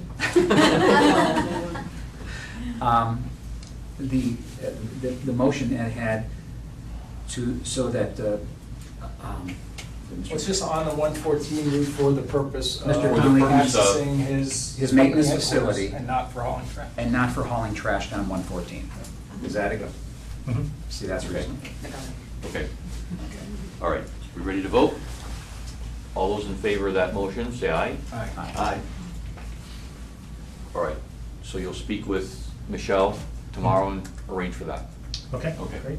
Thank you. This way, your drivers may not get the idea, well, the hell, I'm here anyway. Yeah, no, And that's why I wanted to make sure that was I'm in fine there, with that. because that's what you were looking for, Mhm. and that's not unreasonable. no, not at all. Okay. Mr. I Brown, appreciate it. could I ask you one question? Yeah. I just realized you had bought the ABC, location. Are you? Oh, the bus term? Yeah. Yeah, can we speak about this, the septic that you have on that site? Yeah, Has it been tied into sewer yet? not yet. Okay. We had it pumped right after we bought it. Okay, so it needed a Title V inspection. You have a, I don't know if you know, I hope you know. You have a tight tank, which is approved by DEP, which requires a tie-in to sewer when it goes by. Oh, it does? Yeah. I guess I am putting on sewer So now. the Title V needed to be done, that needs to be done. Yeah. Unless you're going to just, make plans to tie in to comply with the DEP. Volunteer to rewrite that approval. It's a good summer I just project. wanted to read it. It's a good summer project for you. We gotta get an intern by the last. Yeah, exactly. Can we get Is it in a legal intern? In 1998, they got a Board of Health approval for a holding Yeah, tank, boy. Yeah. which is, and then they went to DEP and got this approval. We gotta keep the permit. I'll be honest with That. you, first, And it says, when a sewer system becomes available, the applicant or person having control of the tight tank shall connect to the sewer within 30 I days. read it multiple times, had to. Is the tight tank, is that the septic And, system, They're or is that saying all you a, have is just You have to keep reading. all you have is a tank, you guys can simplify it, I guess. unless someone has uncorked in it. the tank, Someone- unless Think, someone's I don't know punched a how, hole through it and it's going. Because I know what you're that's trying my to knowledge. accomplish. Yeah. I know we had a pump on. So you Can you had, add a Oh, you want to restrict. We did have a pump right after we bought You it. want to, how many men? I know you want to There's monitor only, the truck you know, routes. 5 You guys don't in the want to shop guys that are public. there I on a don't regular know basis. if it says Remarkably what the. nonsense.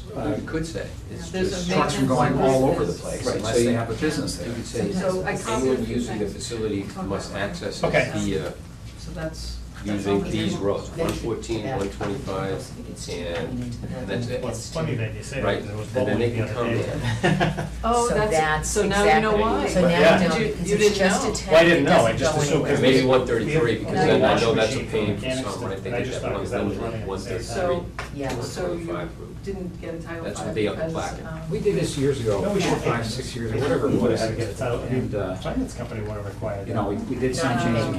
no, But I wish I paid. It's easy to. They should have asked for it, actually. That was Yeah. good. It's the kind of thing they I'm tried serious. for us, that it didn't have them. Well, I'm also this for the next item because I'm similarly confused. Yeah. So I just- So Go. they should have made the Title V. As I think he, I can't even believe they and didn't. it's, you know, Require that. But, yeah. okay. Either way, we've got to tie into it. We'll get into that one. Better for you anyway. Yeah, I at this agree. point, and especially. if- Yeah, it is, but I get Yeah. similarly kind Just of do confused. for one vote in it. I'd get in trouble Because there. how you define certain things, you know. So too. Oh, is he at still? Yeah, I mean, it's not fair, but maybe he Yeah. would join, because he's closer and we could come up with something. Yeah. Okay, great. There you go. Thank you. I appreciate your Have a time. good night. Also, as the Board of Health, we have to look beyond the future sometimes to make sure that our decision doesn't Yeah, no, affect and cause Open you up for harm or some- hardship. So it does go beyond. Well, you're right about being concerned about precedent and all that kind of stuff. Yeah. No, Susan. Yeah, at some point, as we do with other ones, as they come up, because if it's gonna be conflict. You're still awake? Yes. All you needed to know about trash trucks that you didn't. No. One- No. Oh, you did? Oh, you did want to know about trash. Not anywhere near all you. As a host community, with, trash truck and you know, GLSD and C&D waste, and, you know, it brings a lot of different things that other communities don't have, so. Did you realize that the health department does all this? This is It's amazing. normal. We have a huge umbrella, huge umbrella. Soon anaerobic digester, I don't know how many- take your restaurant waste, This turn is it there are into anymore, energy. right? Like So that, that's so. next. Yeah. All right, we'll move to the next new business item. We have Scott Granwer with the farm stand, a new mobile food truck coming to town, and he's asking for, call it a waiver, is that correct, here on this particular matter? Basically, I received an application for a food truck, which I have here, if you'd like to look at it. I reviewed it, and that's the review I submitted there. Scott and Michelle and I got together and met and went through the list. A number of things were taken care of. We talked about the menu. And in the midst of, actually, sorry, I stepped back, in the midst of the review, in talking about the menu, he changed his request, stating that he was going to, I don't know the specific words, do. Well, you offer a permit for on-site food prep. Right, So okay. when I originally was making That's my it. application, I felt at the time that it would expand my flexibility in my business operations to be able to prepare food on-site at the truck. However, during maybe a month or whatever it was, while I was kind of refining my operations and what I was going to be doing within my shared kitchen, I decided that it's more efficient and more, I guess, operationally sensible to prepare all of my food in advance and then just load prepped food onto the truck for service for the customers. And it was at that point where I asked Susan to simply modify my request to have just a, I forget the terminology, but a permit where no You prep wanted on me site to would be review it allowed. as a no prep, which in the words prep and no prep, they're a designation. It's not, there's no like underlying definition. To me, a no prep is someone who's bringing a product on and they have a storage area, maybe a refrigerator, maybe a sink, and there's no assembly, no chopping, no anything. His application, which, and this is why I asked you if you wanted to change the application, and before, whatever the decision is, we should change the application so it makes it, there's a lot of reference to prepping. That's why I asked if you wanted to change this part to match what you wanted, so wherever we go with that, we want to make sure what we're approving is not.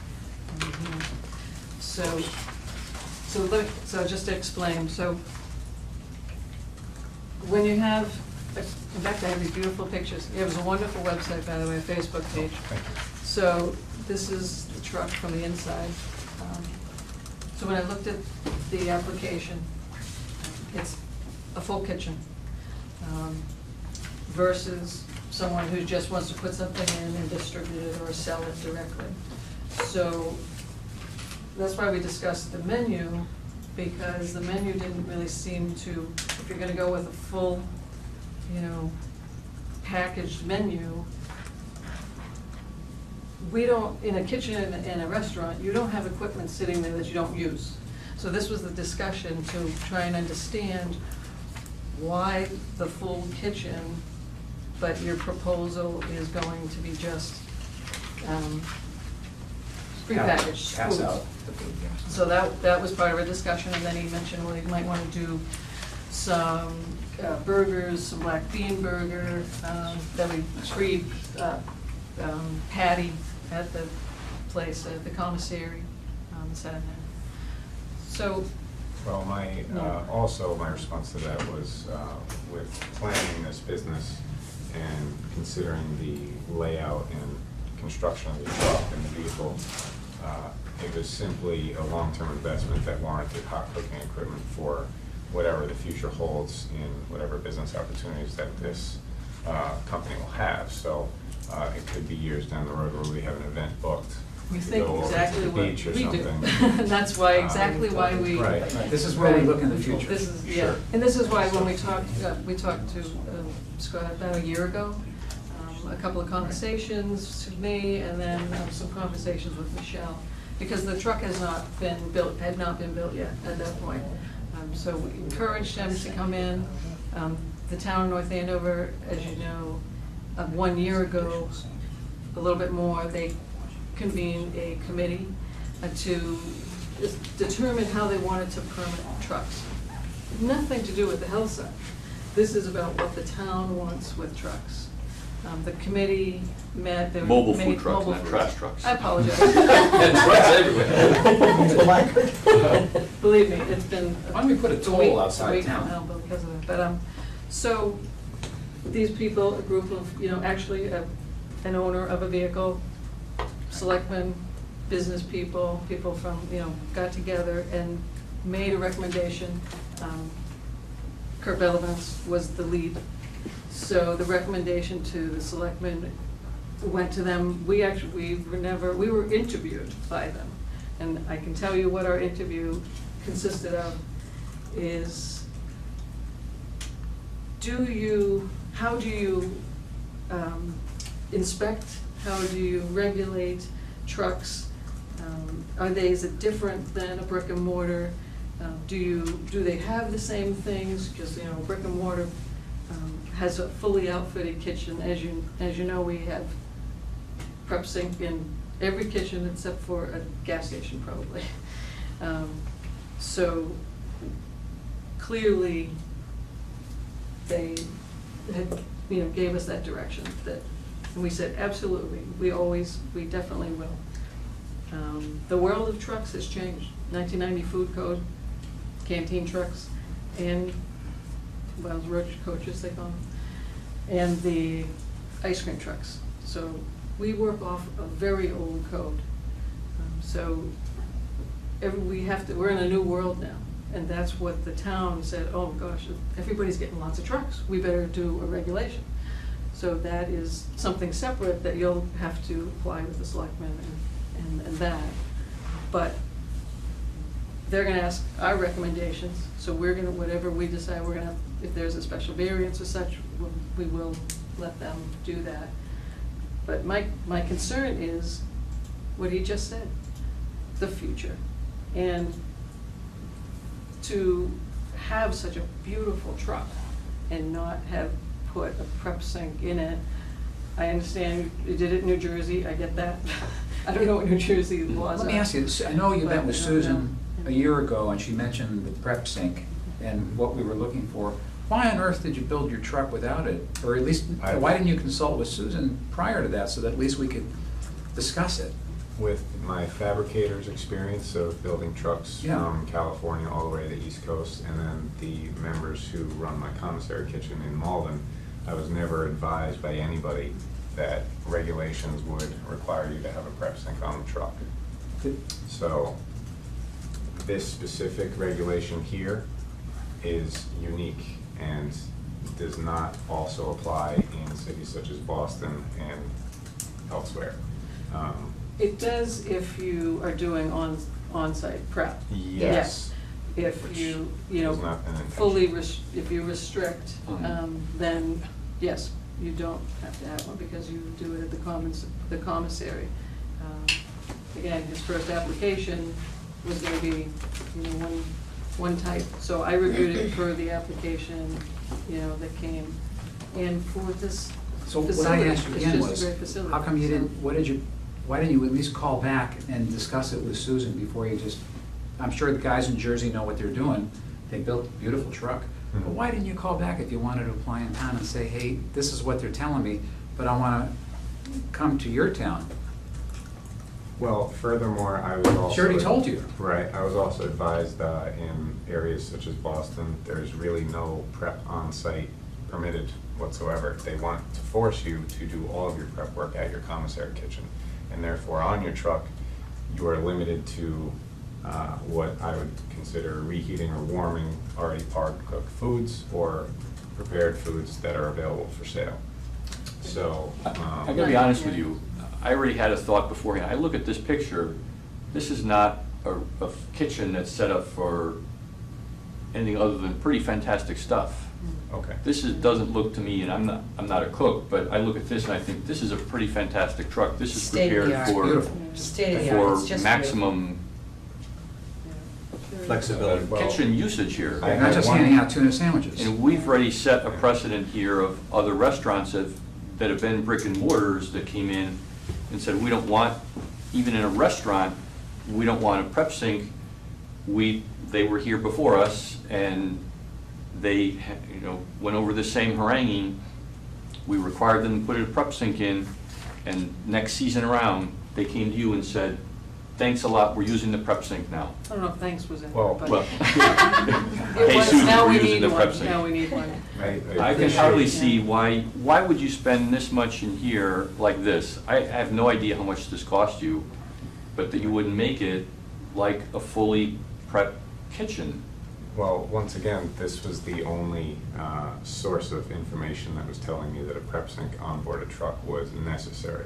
So in Boston and in Malden and the other towns, I guess Brighton, Newton, Waltham, there's no prep sink on board the truck required, and I don't believe on-site prep is permitted. So therefore, I found myself in a situation where I knew I was going to be operating out of Malden, and I do have plans to be operating in Boston next year. I was a little late this year in getting the truck up here and getting permitted and whatever.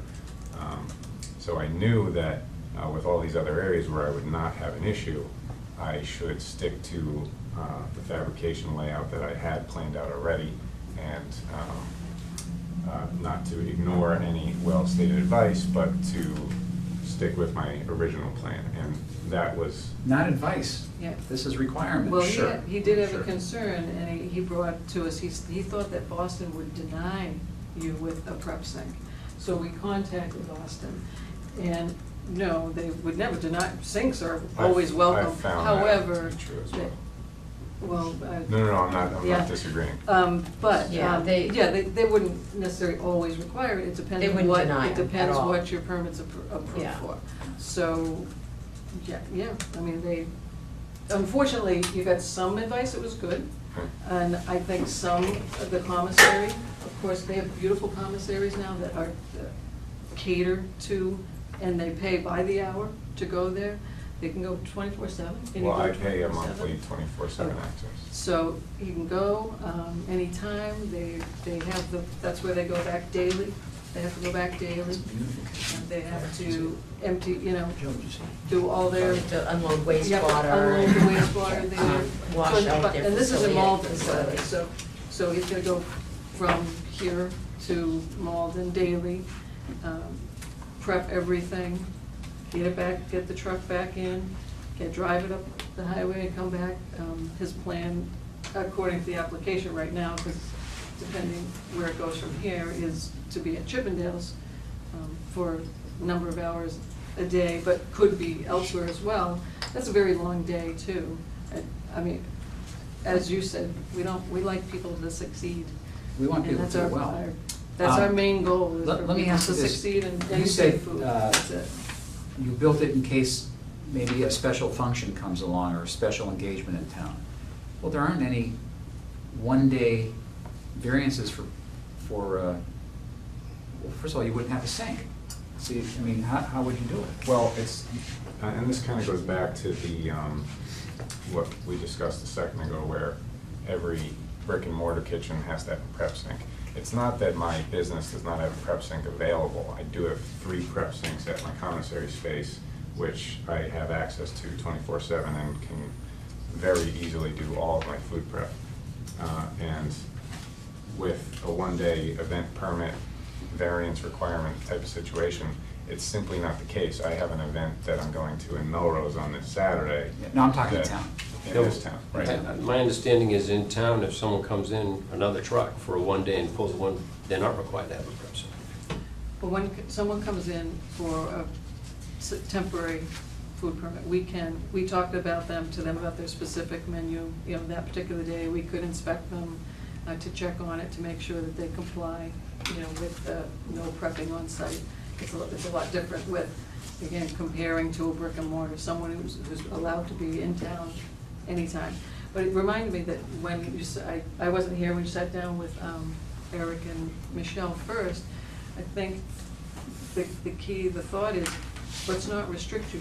Is there another possibility? Is there something? And, you know, we really wanted you to try and think outside the box, whether it be the prep sink or something else. Eric had thought about maybe some kind of a separate bowl or something, we didn't know. We just wanted to think outside the box to say, I don't want to be restricted. I want a permit to do what I want to do. I don't want to have to go and write someone up and ask them to, you know, those things. Well, that was very much appreciated, but So it's we not were hoping that, we'd find something. it's not that I'm putting myself at a restriction compared to any other food truck that's already operating in many of these areas. It's a strategy to prepare your food and to stock your inventory on the truck, to maximize the amount of sales you can do, but also to what your capabilities are with storage on your truck as well. So if you sell out of food, obviously it stinks to not have more revenue coming in from that point forward, but at the same time, you're selling out of food, the demand is there, it's good business, and you know going forward that you can hit those numbers and you can continue to plan accordingly. So You have a fully beautiful, full-use kitchen. Yes. Grill the works. yes. You're not gonna use any of it?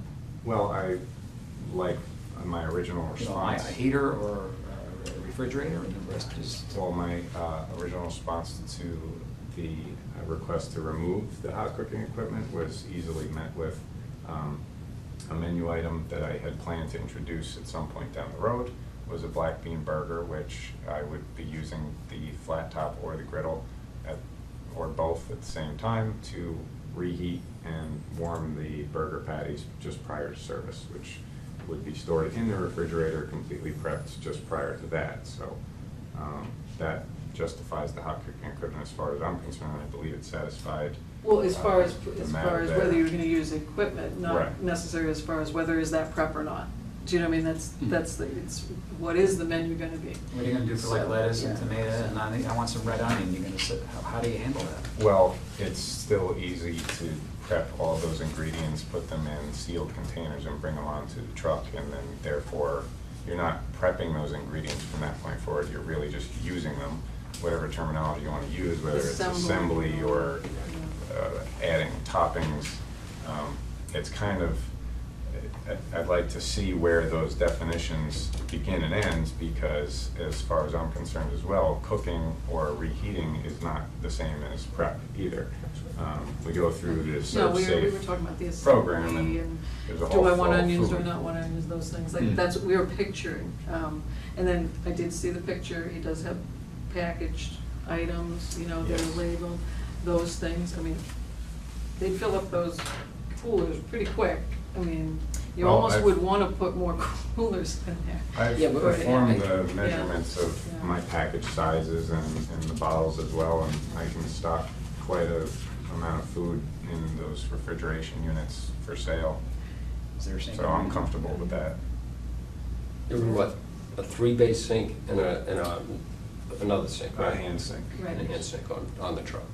It's just not a prep sink, and it comes down to, You can't use. Defining prep. You can't use food in a hand sink as one. right, well, it's defining preparation What of is food, limited, and yeah. seemingly that is preparation food, you know, you butcher the meat, slice your sandwich meat at the commissary, slice your tomatoes, slice your onions, you know, put your lettuce, whatever, wash it and do what you have to, all the things you're talking about. Right. And then, if, you know, he pulls up into North Andover, and someone orders whatever that burger was, I'm just a beef burger guy, Black.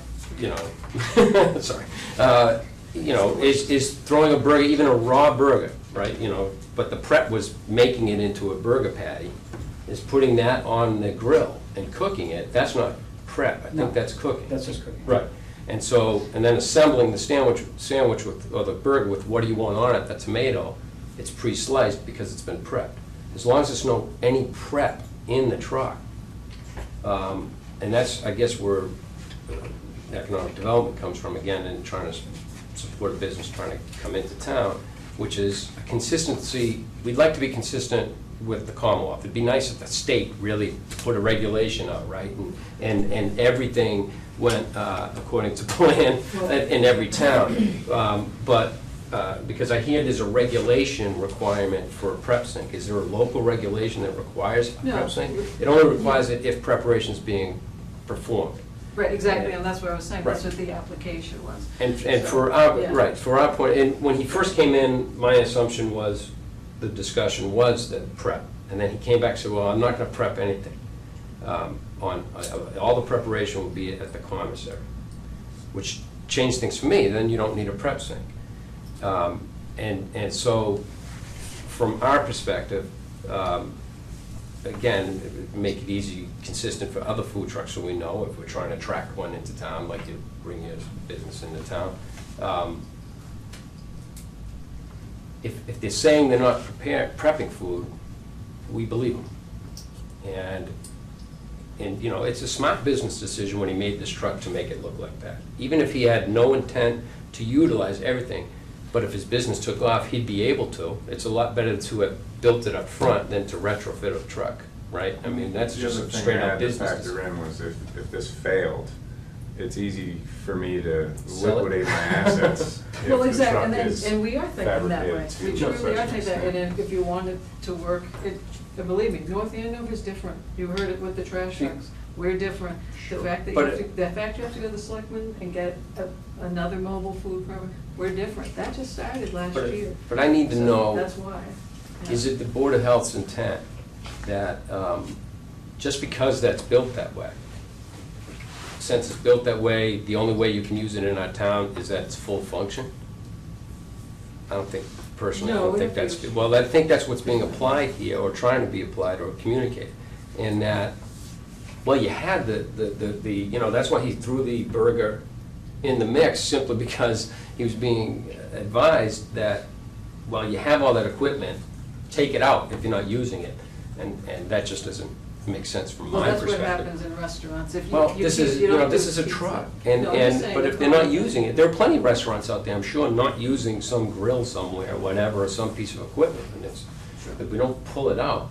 And so I guess that's what I need to know, and I'm, going forward, is if someone comes to me and says, hey, I'd like to bring my truck into North Andover, I say, well, you know, do I tell them, well, what's in it? Because if you have a grill, you're gonna have to cook burgers. Well, I don't plan to. Well, pull the grill out, because you won't be able to get permission in North Andover.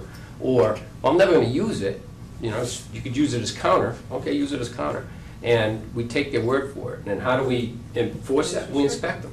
Yeah, we just restrict it. I mean, And, or we inspect them, absolutely. or restrict them. So here, he's saying, I think the central issue is, I don't need a prep sink, because I'm not doing any prep in the truck.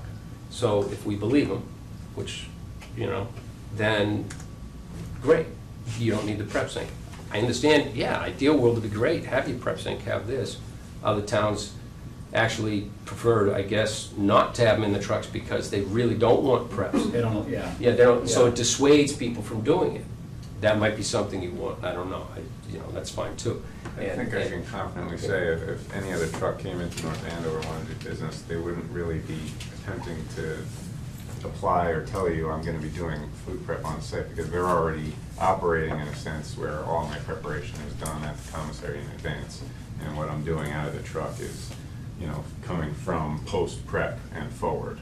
So, if and when that were to come up, I can confidently say that that would be the situation almost every single time. I mean, on a large scale, this isn't gonna become a food truck mecca. That's There are only 4 allowed. Right. That's how the selectmen work. There's only 4 allowed. We have Pipe Dreams, who has just cupcakes, beautiful, wonderful cupcakes, if you're looking. And they have a hand sink, and that's what they have, because that's all they do.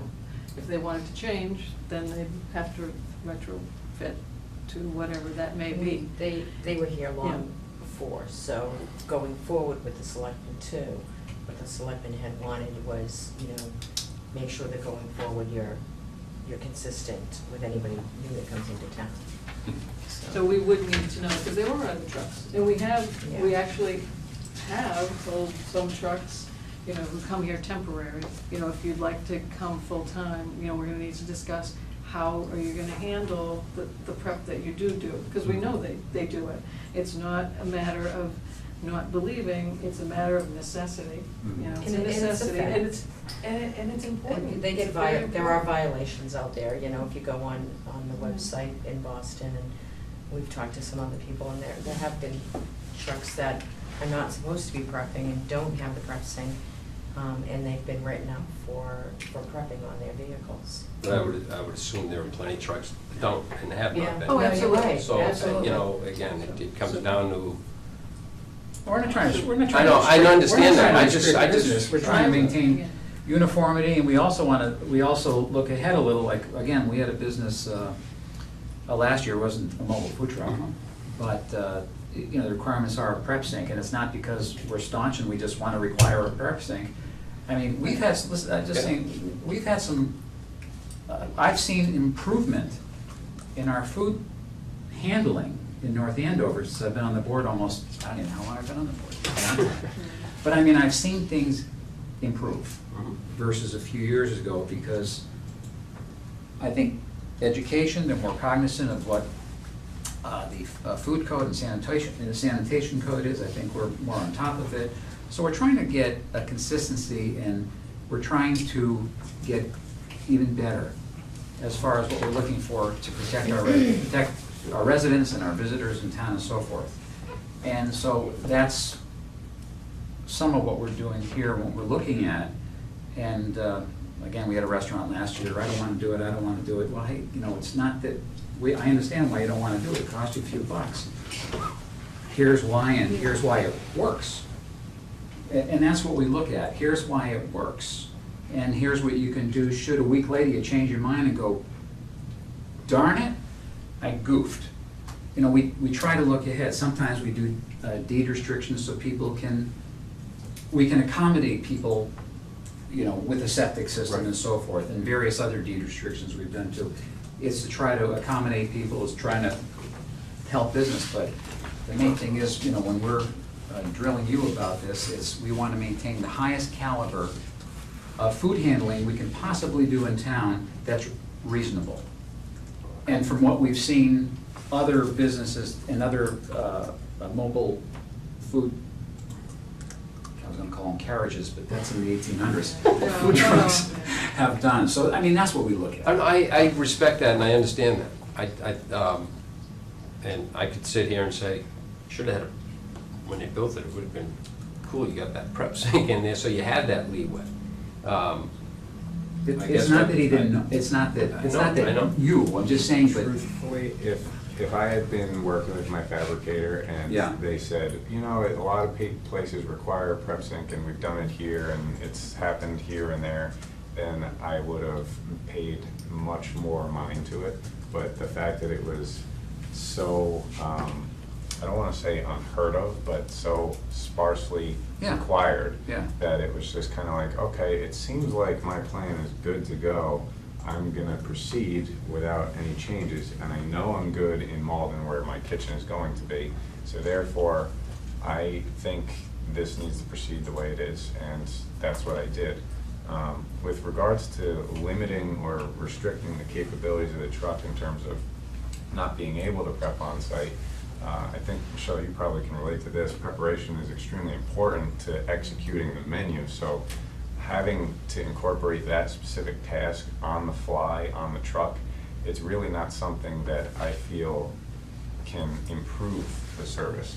I think prep is more valuable and more, I guess, appropriate to focus on it and do it really well in the commissary, as opposed to bringing on a raw ingredient like an unpeeled onion and saying, oh, if the time comes, I can just whip up something quick.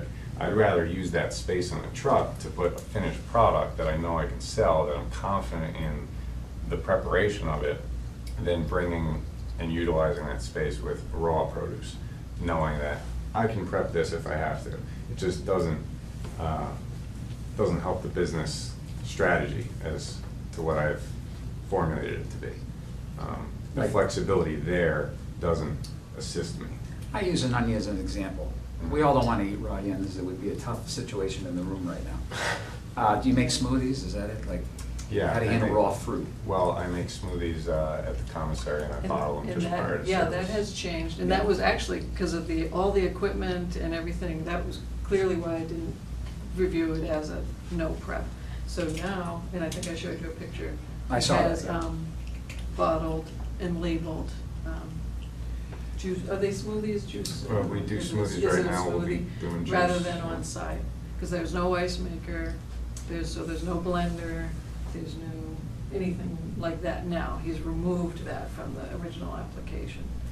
So that's changing. And this has been you know. operational for a little over 3 weeks. I did my first vending service on April 7th at Malden Center train station, and we didn't have smoothies just yet, but we incorporated them within the past 2 weeks, and it goes well. We've prepared within an hour's time, just before service, bottle them up, label them, stick them in the fridge, clean up, load up the truck, and they are available under refrigeration on the truck in a bottle and filled to the brim, minimize the amount of air that can create any sort of oxidation to the product. And as far as I know, everybody's been very pleased with the product, so I think it works. Excuse me, at some point, do you see yourself doing more fresh prep, or, excuse me, any fresh prep in the truck? I mean, it's beautiful. I wish my kitchen at home looked like that. The only thing I would expect to do on the truck would be to In the utilize future. the hot cooking line. Anything else in terms of making something that would then be served cold or going back in the refrigerator, I don't see why it would be necessary. I think it can be better achieved by doing it in advance. I think we have to focus on the here and now. You say the food is pre-prepped. From my perspective, you don't need a prep sink, and you will be monitored. If that changes going forward, you will need a prep sink, and you'll still be monitored. So it doesn't seem that complicated. It's pre-prepped. Well, that's what we want to make sure. You don't need a prep sink. So I think we should vote on it. We're talking about it for quite some time, and it's, Well, it was Time to important move to on. me to bring it here, because this is something that I think the board, should make that decision, and so that it's open, and it is precedent-setting, no doubt. So we want to know what the board, we always, we're the executors of the board's wishes, so, and so we need to know where that goes. And I because, can yeah. perfectly So understand that you didn't have the if- flexibility to make any sort of decisions on that. Well, and as it so- was changing, I need to get it specific, so that we're all on the same So board. does the application now reflect exactly what you're looking for? Well, no, I mean, the application itself, no, but we could go through and cross out the things that relate to prepping, that is part of that. And is then- that something that you can work with them on? Do we have to take this to vote? No, you don't have to change that. You're deciding, basically, Well, if there's gonna absolutely no be- prep. Yeah, what is your boundaries as far as what he can do on the truck, can't do on the truck? I mean, we want it to be, so we know what we're looking for. May I ask, is you know? there a specific thing that you think is prep? And he may disagree. I think that's what it comes down to, right? Defining prep. If you say absolutely no prep, then the question becomes, if Sue's defining something as prep and he's not, then who's going to be the arbiter of that? I think Right. ultimately is I would you say, guys. yeah, prepackaged is the basis of no prep. That's the basis of no prep. I mean, All right, so we everything can you're gonna argue sell in the truck is the prepackaged. assembly and all. Right now it is, yes. And that's then what I was he's introducing a proposing on menu the item menu to right now. justify the presence of the hot cooking line. So, So, but if you restrict them from not using that, that's, I don't know. and if this is being officially reviewed and application revised for completely no prep on site, I need to know if the hot cooking line is going to be subject to the same scrutiny of it should be removed and is therefore unnecessary. Trying to get a definition. Suzanne and Michelle are certainly more knowledgeable than some, if not all of us here on the Board of Health. I trust their judgment, and I'd as soon turn it back to them, to, if there's any issues or concern regarding pre-prep. I don't see how we can vote on it. I don't, he said pre-prep. Well, how So much we detail really do you do go need your into help that? here, because we have a selectmen, a Well, group then there'll of be- people there'll be cooking that too. told us to Yeah. look at every mobile vehicle the same as a kitchen. Right. And if you are at full service, you need to have all the necessary tools as a brick and mortar. So we have to be, But they're not at full service. He's not looking for it. not right now, Exactly. he's not. And we're not going to vote on It's what he not may a do in the duck. future. We're gonna go on what is Yeah, I gotcha. requested I today. gotcha. So it looks like a duck, but it's not a duck right now, in that case, so it's the opposite. So he's got a full service except for the prep sink in this facility. So we just need direction as to how you want us, because we have 2 more open permits. And we need to be able to make sure that when those people come, that we're doing the same thing that we're doing for him, for them.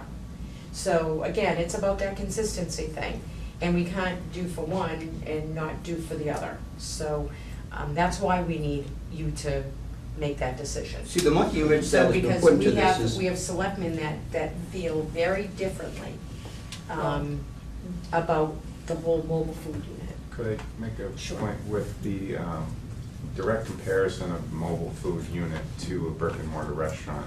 And once you declare a mobile food unit to be full service, ignoring the fact that I'm required to use the commissary kitchen and report there twice daily, which has 3 prep sinks available to me and I have 24/7 access, ignoring the presence and the requirement that I use the commissary kitchen and then focusing only on the vehicle and comparing it to a restaurant kitchen, I just don't see where the consistency is there either, because you require me to use a commissary location, but then you ignore the commissary location when you compare me to a restaurant. So I just find that part confusing. So So that you're could be something basically that- request, so assembly is kind of what so since it's all, everything is prepped there, you're asking about, basically about assembly, I think, is what I'm hearing. Well, I'm just Or- asking about looking at my full-service truck and comparing it directly to a restaurant and saying they don't match because That's there's not no our prep decision. sink. That was under what the selectmen were talking about, so But we that's what I'm can't, curious about. yeah, we can't even like speak to what they think Well, or we why were- they thought. Well, I think that's what you are doing though. But we need to make sure that anybody that comes It was, into town. it was just a fairness thing, that they're Yeah. looking for fairness, that to Right. make sure that we Right. held similar standards. Across the Yeah, board. that's it. I mean, it's So not- we it's heard it not- loud and clear. Yeah, but I- You know, we had direction I from think- them. Is cutting rolls No. prep? Yeah, I mean, that's why I want to make sure we No, understand. I agree with you. what- That's a clear definition of what, yeah, I know you It said. is prep. So you have to cut the roll. So that's why, And then All right, you know, also, I really want to make sure, I don't want to leave this gentleman wrong either. I don't want, you know, if the meeting goes long, I don't care. Yes. I want to make sure we give him Canceled. good information and for the next vendor too. If No, cutting a it's roll not is Winston, prep, it's well, for Winston. that's prep. and These are with 3 days, that's respect to right. that, do you wash No, a it is roll prep. before you cut it? Can't go. So is the presence of a prep sink No, but- necessary to cut a roll? So it's not There's a lot of somebody scenarios there who's that talking can about go in all staff. different directions. You know. So, yes, the definition of Somebody prep is very important, but it is also kind of complicating. Can I simplify something? The truck as built, he can cook on it because he does everything necessary to cook, correct? It's equipped Oh, it's equipped. Oh. for anything necessary to heat or cook, burger, hot dog, whatever, I don't know the word. So you can do that. He can assemble things, we all know that. He can sell pre-packaged things, that's great too. The one thing he can't do is pre-prep, because he doesn't have a prep sink. He can't prep food. That's the one thing he can't do on that. So if he came in and applied and said, I want to be able to do anything, as long as, but I will not do any prep of food. All that gets done at my commissary, which is a good point that he's made, is that Yeah. he has a commissary, Oh, yeah. which, Absolutely. again, should come into the equation as a brick and mortar part of his operation. So if someone said to you, are you treating the same? Sure. Where does he do his food prep? At a commissary. It's actually to his detriment because he has to drive back and forth to it, but if he runs out of prepped food. But the one thing he can't do, so if you gave him a permit that says, you know, because you're equipped to do all these things except prep food, and then if he ever wants to come back and prep food, he'll come back to the board. He'd have to, and he'd have to retrofit the truck. Yeah, that's why I want to make sure I understand the definition. And I'm with you. Prep, I Right. mean, you know, can you slice this, whether or not it's slicing a roll or whatever, the word prep is prep. Right. However you define it, we're the ones that have to Right. define it and make sure it's to what we all agree on this. That's what we're doing now. Right. So that's why I ask you, I mean, Michelle, that's why, what is prep? Cutting a roll to me is prep. Yeah. So it is a preparatory, whether or not it's utilizing that hand sink to wash it off or not, it is prep. In the world of food, it's prep. So So all his whether he things would have to come have pre-sliced? everything done prior to that, so he would never be able to slice and dice or that type of thing, which is fine. But again, it's about that consistency. We have 2 other permits that are coming, that are open. And if we're gonna set the precedents, we need to set the precedents for the town, for the selectmen, and for you, and for us. So it's a precedence that I believe that the board needs to make that decision. Our office can't make that decision because there's so many people that are involved My in concern full here is mobile that, food and I'm- units. because we didn't interact directly with the selectmen, I get the point, but if we say, well, no prep sink here, and the next truck comes in and says, well, I don't want this because I'm doing it differently, are we then obligated to give that because of a different version of the same argument? But the one previous I did almost have one. think there ought to be a dialogue between us and the selectmen, not that I'm trying to make more work, Yeah. but because they were the kind of the initial arbiters of this. Well, he will, I mean, we'll have to make a recommendation of when he does go before the selectmen. So we would put in there that is, you know, whatever the decision is. And if they have any issue with it, then they would bring it up, I would guess. So they So, would maybe talk yeah. to him about it when he's in front of them. Because part of their regulation also is that he has to go in front of the selectmen as well. Right. Whereas, you know, no other town, and again, our town is different than other towns. And no other town has this guideline They're that all even working on brings them, but him they're not, into. they don't have them. Not to mention, he, you know, as a full year permit holder, so you would have to go in front of the selectmen. Anybody that's in town as a mobile food unit that is here 4 times or more also has to go in front of the selectmen too. So we have to count literally how many times a mobile food unit is in town, and they have to receive their regulation on top of our regulation. And they're obligated to literally go in front of, regardless of where they're from, they could be from Worcester, or they could be from another state. But if they wanna come here and do some of our events, like our festival, like our sheep shearing, or July 4th, or anything, Yeah, after 4. literally, Yeah. they have to go in front of the selectmen too, which is, it's completely different than any other town. Is No that one where the has number this. was decided? 4. For, Yes, because of yeah. those specific events? Well, you just have to, this was No, The only- based on a situation And- very unique in this town, in a It is particular very truck. different that than triggered any place else. This Yeah. whole reaction. And Eric, that's why I we're know. here. But I think it's fair. But that's not why we're talking about this. But there were 2 trucks involved in that, and the burrito truck, by the way, had, just let you know. He had a it did have prep prep sink. sink. Because, and he designed it with us, that's all. Yeah, that's what I'm saying. That's all. So- Respectfully, you made the decision just to go ahead and build it and figure you can come here and ask for a variance. No, he didn't think he Can I had. ask, he didn't- I don't know what he he's didn't getting a think he variance had. from. Or not, maybe not. a No, no, variance. Well, I know, but No, that's, I'm just saying- I'm a little, I know, but that's the term I've heard Yeah, when no, when I- it's presented. yes. I don't know that there's a regulation out there that says he has to have a prep sink to operate in North Andover. He only needs a prep sink, right, if Food he's code, prepping. sanitation, Right. you know, what's prep, that's why I wanna. Right, I wanna agree, make sure. defining that is essential, but if you say there's absolutely no prep in this truck, now we're gonna talk about defining prep. I get that. But, you know, he's that's not part of the really, whole- to me, he's simply seeking a permit. There's no variance that I can see. I used the wrong. No, I used it's the not wrong- you that used it originally, that's how it's been presented, I believe, right? Or when it was talked. Well, that's the word I Yeah. first used, but Yeah. it may be not really the correct It's not the right word. thing, Right. but- No.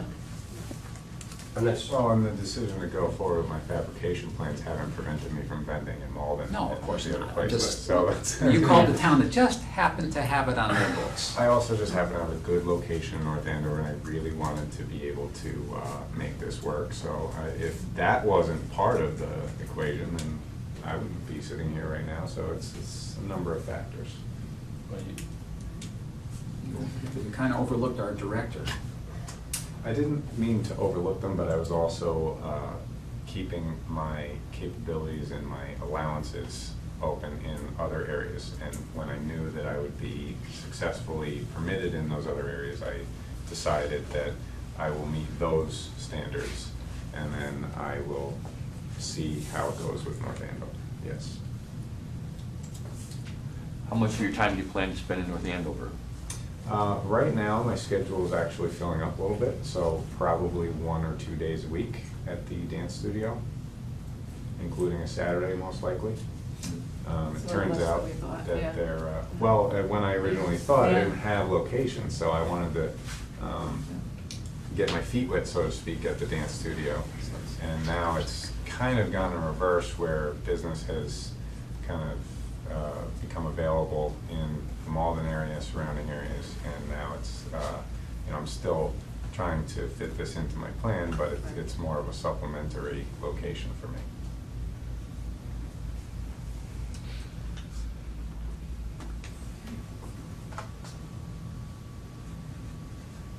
Well, I appreciate, you know, you coming, and appreciating all of you listening, because clearly the first application has now changed into a no prep application, which I would rather not restrict you.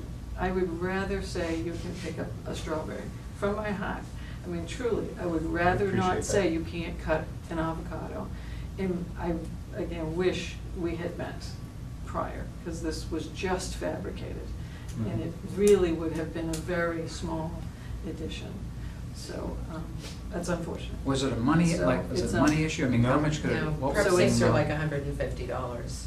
so now we can't There's fit it in. fabrication I think, kits. yeah. Well, post-fabrication, it would be Yeah. very tricky. Yeah. Yeah. It's not just a matter of purchasing a sink and placing it, it's plumbing. Well, and that is exactly what I said. I wish it Well, had been yeah, it would've different. been. So, Well, if you the just said you application made the has now been decision to changed. comply with the other towns and take a chance here.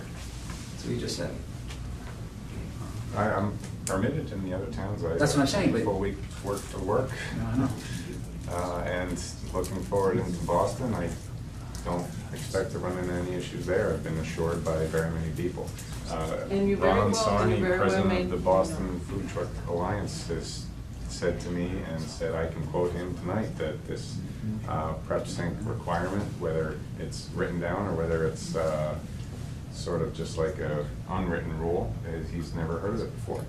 So it's been more than just taking one word for another, it's taking one word for many, many, many others, and some reputable advice. Yeah, but from this the is what's outside. on board in our town.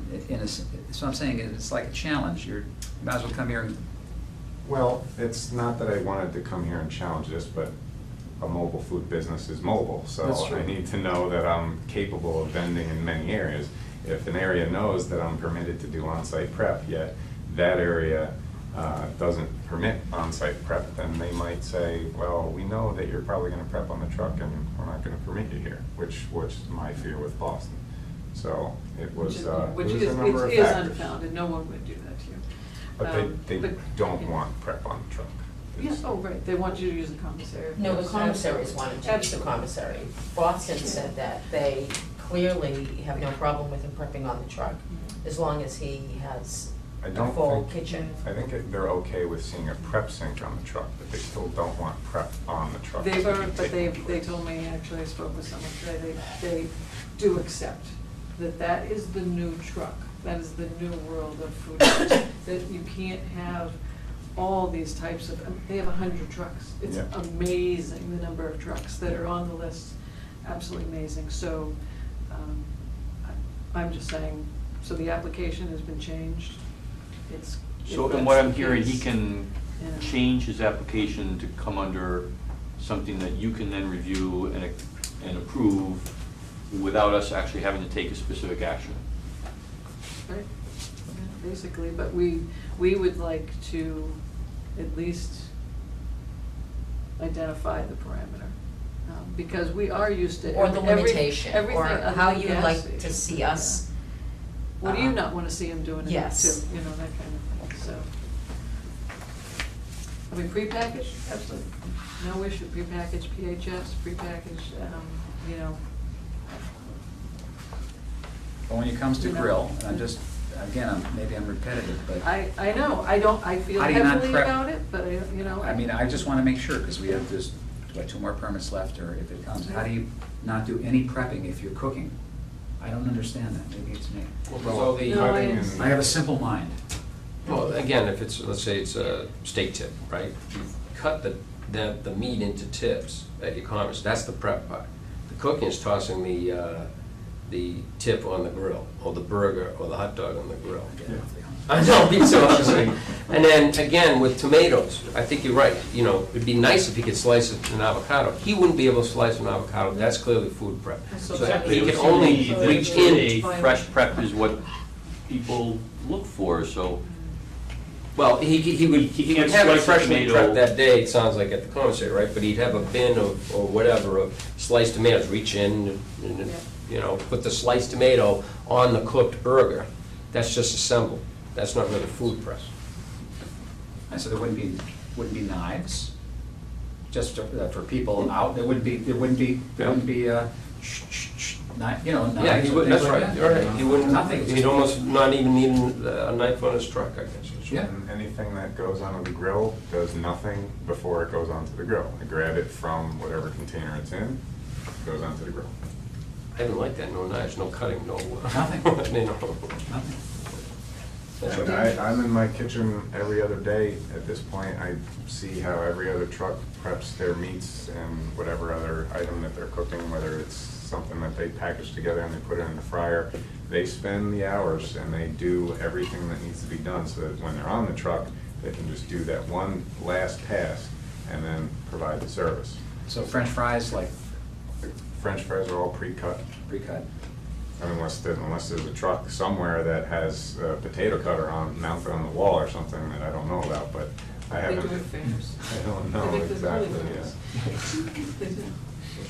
But French fry making has also got a number of preparation packs where you either want to soak them or par cook them first in advance so that you don't have to cook them as long right at the moment of service. So there's definitely a lot of operational tasks that go into a food truck before the truck ever comes into play. Well, to me, one of the, and I'm not saying you're gonna do anything, but tonight you've talked about 3 changes that have happened over the year. And I just can't, it would seem to make the most sense to me to be prepared to do that, given what you've got here, and you initially planned to spend 50% of your time here, is that what I understood? Well, initially it was going to be much more than 50%. It was And probably going to the be. discussion a year ago with these ladies was a specific direction, and then again, as Larry said, you went with other advice, even though you were gonna spend 60–70% of your time here and didn't follow what they said. I can grant that if you, I have to do nothing other than presume you're gonna do what you said you do, but things change. And the restaurant business is a tremendously changing business. And we want you to be busy, but if you're making sandwiches and it's a really busy day and you run out of your pre-sliced tomatoes, you can't prepare any on that day. You've got a line of people and they want steak tips with tomatoes, you're done. But it goes back to the strategy of, do I slice extra tomatoes now, or do I just bring the tomatoes onto the truck? I have spot for one or the other. So it's a choice of spending the extra 5 minutes to slice more tomatoes or just bring tomatoes on the truck. There's really no point to bring the whole tomato on the truck and give myself something extra to do when you can spend the time beforehand and stock the truck with a little bit more of the inventory.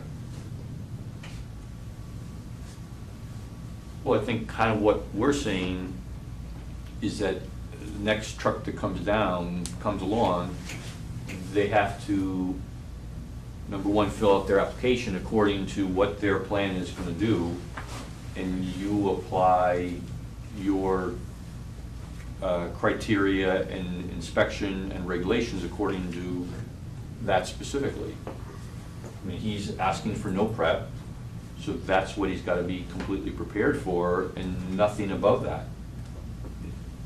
I guess it's as simple as that. Is there, I'm not completely 100% comfortable with this, I'll tell you that right now, but it's a new thing for North Andover, and if we're gonna have to vote, I'm not sure how I'd vote, because The only thing I'm uncomfortable about is you were already given direction from our town as to what we expect. You were. And you chose to ignore it, built your truck, and now you're coming here. It's like the kid that kills his parents and says, throws himself in mercy to court, please, I'm an orphan, please don't sentence me, show me some mercy. You were given direction by our director as to what we expect you to do. You chose to do something differently. I mean, that's where I'm coming from. Well, he has been given directions, but nevertheless, he's changed. He's now talking about food that's prepacked. Yeah, I have changed my entire operational plan to So fit within the is it guidelines of prepackaged your rules. completely? Is that what, is everything Now it is. prepackaged? And I offered to add the menu item to justify the hot cooking equipment because that was an issue at the time. So is that what you approve him for, is everything's prepackaged, you know, with your, you know you'd have to have your ingredients and stuff like that on the package, on the outside of the package, right? Is that written down? What do you, Is that written in the food code? Is that written in your well, town you would laws? have to have. Say that again, If Michelle. you have I prepackaged don't know. foods, They're on and my you're menu. selling them, After you put them So, out. But after what you put about? them out. Oh, so it has to be in the front? I don't know. As opposed to in That's the a good back? question. So if it's in the front, and that may be the code, Well, but we in can- any event, He that's has- not he the has important part. labels. So what, Yeah. so is it that you just say that he needs to have entirely prepackaged foods? And you're- Or, and that's what the limitation is?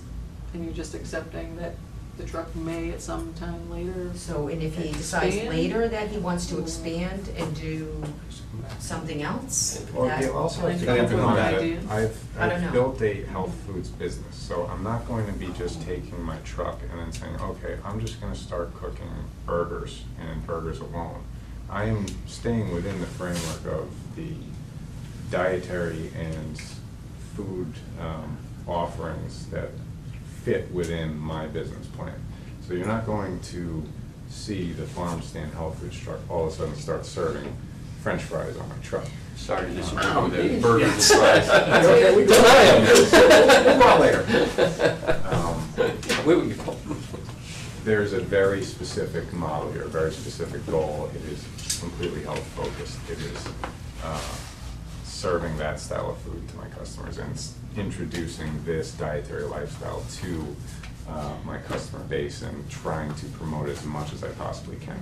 So utilizing my hot cooking equipment to deviate from that is not at all the interest whatsoever. These were just examples we were giving.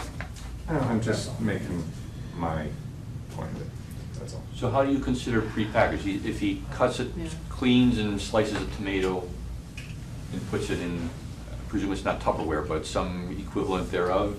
Wait, I think that's- we saw some Well, I have- pictures. He I did, have, what did he submit? Tamper-proof food grade packaging. Then that's qualifies, Yeah, I have no issue with, yeah. We've always just talked about that next level, The assembly? that whole level. So if we're determining assembly is or is not, we need to know because we're inspecting. Well, assembly would be prep. Handing out would be, like the handing out would Cutting be. a sandwich would be prep. That's what would be So handing no out. knives. I'm sorry, I'm just kidding. Yeah, there's two different things, so that's the problem. I mean, I'm hearing two different things, that's what I'm, want to make sure he's clear. so if cooking let's say a burger, just make it simple, and then you reach into a prepackaged tomato container and put the tomato, and you're saying that's also prep, or is that assembly? I think that's the question you're asking, right? And then I put the onion and the lettuce on, and then I put the top of the bun on. As long as everything was pre-cut, I just assembled the sandwich. That's what. Are you we're saying that's what we're prep? saying. We have always said anything beyond prepackaged is considered prep, but he's putting into the mix that is the commissary. So, as much as we're trying to make apples and apples, can you make the sandwiches with that? Can you Yes, do I some of that don't too? see why not. You see maybe- pre-wrapped sandwiches I all don't the know. time in an airport, right? Yes, So yeah. And it's not- that's, I it's guess not a that's what we problem. need to, If you're looking for Decide. speed, I'm trying, like I said, I'm trying to come up with the ideas that, I was hoping you'd come up with. And you also have to consider the speed of service from. Yeah, that's what I'm thinking. I yeah, consider it's, a grab and go huge is advantage. definitely Yeah. something, well, grab and go for you, not Yeah. for the customer, but grab and go is definitely a fast way to service your customers. And you can see any food truck in Boston, they have, it's great, they have long lines, but they have long lines because it takes them maybe up to 10 minutes Correct. just to serve one single customer. It So can take then- me under a minute to serve somebody. So you're saying your sandwiches will be, you're not gonna be taking tomatoes and lettuce and onions and putting them on the bread. You're preparing to fresh prepare a sandwich, assemble it at commissary, and then these things here are add-ons. This shows snacks and other stuff here. So- Snacks is the category for Yeah. essentially all the food items that I serve on the menu, and then juices and smoothies are the Right. beverages. So snack covers a chopped salad, 2 quinoa salads, and a sort of dessert snack food preparation. So- that we do. You guys saw this design and had a griddle on here, so there was this conversation, you added the bean burger thing to satisfy that. Because I was trying to figure out what's on this menu that's going on there, because originally, like, there were soups and things like that, so I'm like, So that what will am I require- missing? that will I felt like require I was assembly on missing the truck. something. Yeah, I was missing something. All the others, So it just didn't make sense. So he's going back and forth as to what he's doing because we told him that he can't have a stove on his truck if he's not gonna use it? What I was trying That to was say, outside of- what I was trying to say is that the menu did not match the truck. And that's unusual. So I asked him, why, what is it, if you don't need them, you shouldn't have them. That's what, I mean, and it is true. We go into a place and they're not using a piece of equipment, they remove it. They really do. And so, that's why I wanted to draw out, what are you gonna make? What's your dream? What's your plan? What's your, where And are he you told us what going? that is, but then he Yeah. added a menu item because he didn't wanna rip apart his truck to It was, take out it the wasn't stove. an actual expecting a rip. I was expecting the menu to be drawn out to what exactly are you doing? Right, but it isn't. Yeah. He's now said he's changed his menu so he doesn't have to remove his stove, right? Well, so he changed that menu, but now the question is, how does that fit into the whole thing? I'm not suggesting he rips anything out. He's saying he really isn't gonna use that all right now. Right. That's but what he's so- saying now. Right, So, and so that, which is- yeah. isn't our concern about the Yeah. prep relative to what he's gonna do or not do on the stove? I mean, we're going around and around chasing our tail here. Yeah, I don't know what well, we're trying to we've had accomplish. we've had a high standard, and now we're talking about something that, we're trying to hash that out here. Our recommendation was to put in prep sink. Okay. So yeah, he's not but gonna put in the does he prep need a sink, prep what do we sink if want he him doesn't to prepare say? food? That's what we're saying no, that's what we're saying. He doesn't need a prep sink if he's, is that what the food code said, or is that what we're trying to decide? So what he's saying is, do you want to do prepackaged, or how, what do you want it, what's the limitation? What do you want? So that we can make sure that going forward, that anybody else But what are we that looking at? comes Is in. there a food regulation here? Is there something that's telling me what the law is, or what the regulations are, or what? You have to have what you need to do what you need. So if there's preparation, you have to have a prep Prep sink. sink. You have to be able to do the job. Okay. And you can't we use a hand determine sink what and you he's can't trying use to a do. three-bay sink. We determine what he's So- trying to do based on an Right. application he makes to us, right? Or Right. what he tells us he's going to do. And has he So- told us he's not gonna do prep on the truck? Now he's telling us that, and I'm not gonna say you have to take everything out that you probably would use for prep. Figure of speech. But if you decide you're going to prep, the board is gonna ask you to put in a prep sink. And then you're gonna be using everything like you wanna use it. Right, so he's gonna have a So- document that's filed with the Board of Health that says, I'm not doing prep on the truck, and then we're gonna say, great, go do your thing, right? Is that not how this is working? No, actually, I don't even know if we have to. We don't have to say anything, no, but they do. But the So- formal document they have before them right now includes prep. Right, so resubmit a document that says you're not gonna do prep, and then it's on his word that he's not gonna do prep. But kind of what they're asking us to define is where does this level, I guess, of assembly versus prep fall? Hmm. And Right. I kind of think. Isn't that for the food regulations and not us? It's If you hard to reference explain. ServSafe, a- it's yeah. very clear, they have a flow Yeah. of food clearly defined all the way from receiving inventory all the way up to serving, and it has preparation and cooking and I believe assembly separated and defined, so I'm not saying you should Well, look they at all that, have but preps that's in those something you can restaurants. reference. And this application that says this is a no prep application, that doesn't specify what is prep or not He prep? or hadn't that- changed the application No, at the see, time, so he had just changed the request. This is a no prep application, but didn't change any of the Right, guts but of when it. he resubmits the So whole now, application, right. is it gonna be clear what he's doing? Doesn't he have to make clear what he's doing, and then don't we say that it's not prep, so you don't need a prep sink, or? I wouldn't even, I would just, It's I prep wouldn't is- say you wouldn't need a prep sink, because it would just wouldn't be needed, because it would Correct. be, but we're But it- just asking, how tight do we want this to be? He has a truck that can do anything, so we're accepting that. So is So assembly a we're form gonna- of everything preparation? can be So there based to- on his- Everything can do everything except for, so he has this, A-plus truck, but he's accepting, But he's he's telling us not. that he's not gonna use it, He's right? telling us he's not gonna do it, right, so. So- in my, we in my done? approval letter, that's what I would write. Right, It's that the board has agreed that even though the truck is fully capable of producing and doing all the prep, this is all you can do, I would that just this say is all zero you can prep, do. I wouldn't. right? Okay. That's what we're here for. All the kinds of things. So let's do that. That's To exactly what agree we're to here that. for. We don't have to vote on it. I agree. We don't have to vote on it. There's nothing to vote on, right? They submit a no prep Mhm. application, you say, great, here's your truck, don't do any prep. He does prep, He's busted his application. Is assembly in any form prep? Well, assembly in a way is prep, like What's- for. Well, they know, is this, like is if safe, you're- what is that, safe serve? What is it? ServSafe. ServSafe. ServSafe is a It sanitation. seems to be a generally accepted, No, it's a sanitation. ServSafe I know, but, sanitation It's about but they sanitation. define the process. The Do they define the process, yeah. process like he's saying, and they clearly? In deter- sanitation procedures.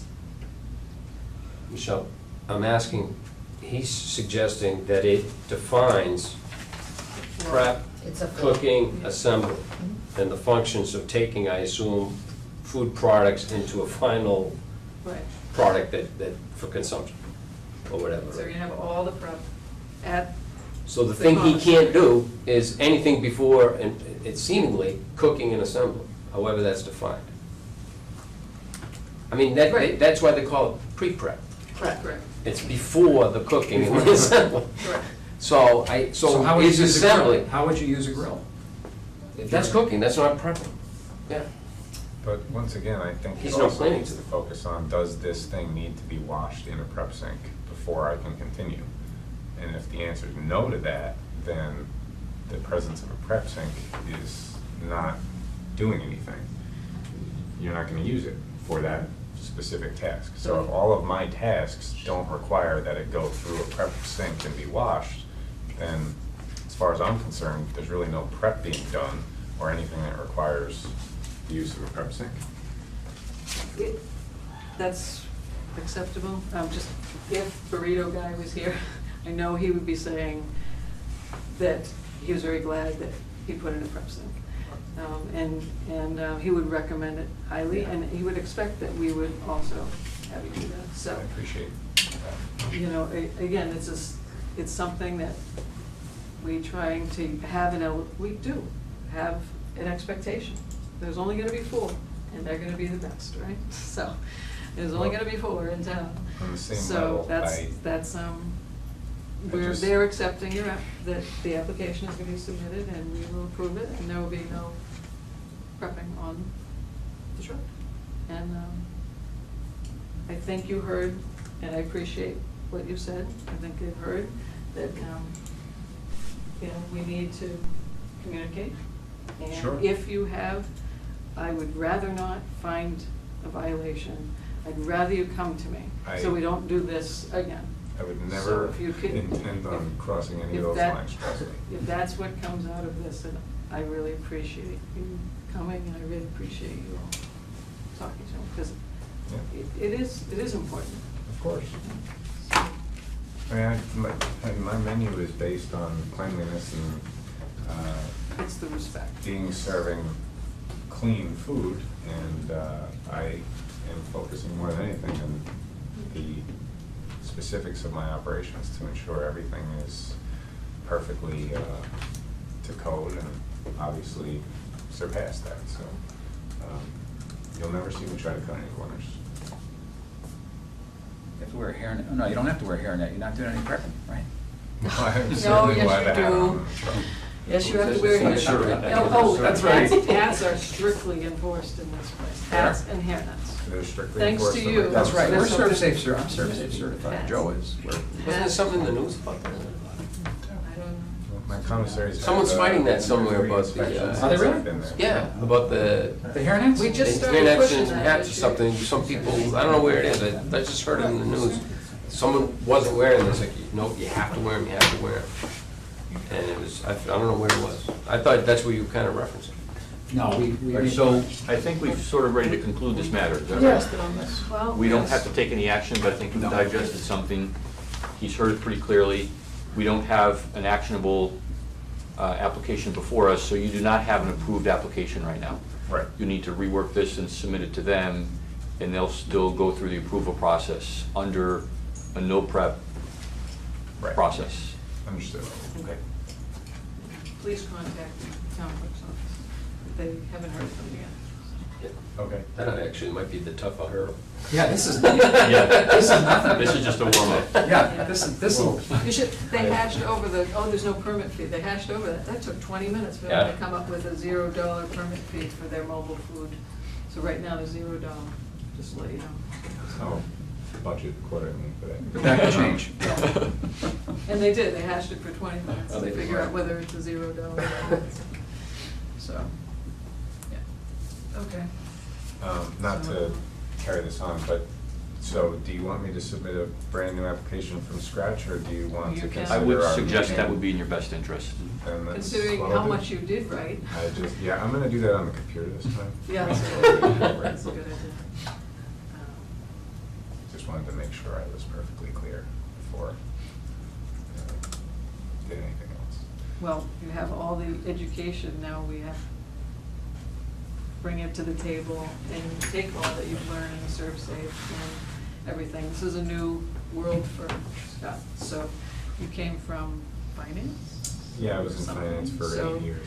I've always had a So, passion for yeah. food, and it was obviously a hobby of mine, so this and other circumstances kind of brought myself into this position and this business venture, so I will take much of the fault for while we're sitting here, because I did rush that application to get it in. My truck was finished on March 20th, and I wanted to get the application in and get business going as soon as possible, being that this was going to be my first location, and I will be the first to admit that a lot of my plans were not refined to the point where they should have been. Well, we and- changed that a little bit. Yes. Because now we've changed your Exactly. concept because of, And I feel like my concept is far better than where I originally had intended it, so. I'll just leave you with one more thought with what they said.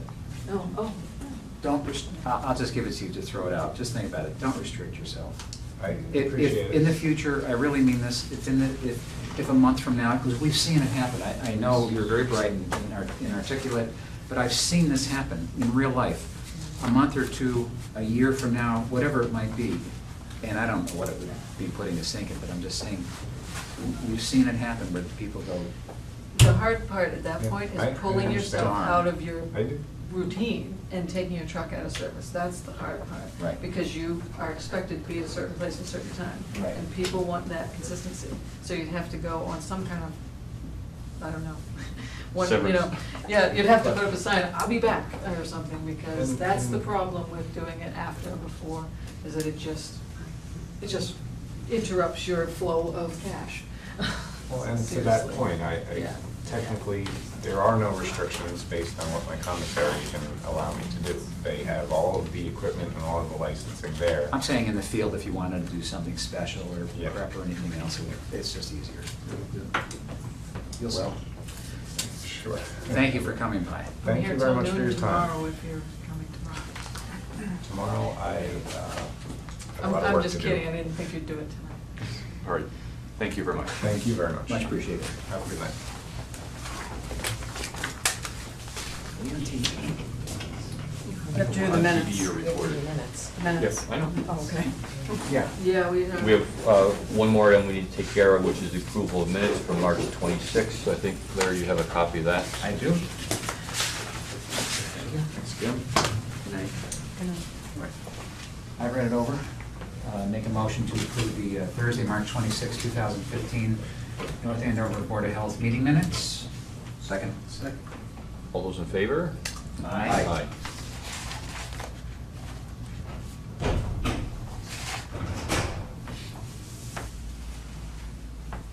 I'm gonna guess nobody has any announcements they want to make? Anything else you want to talk about?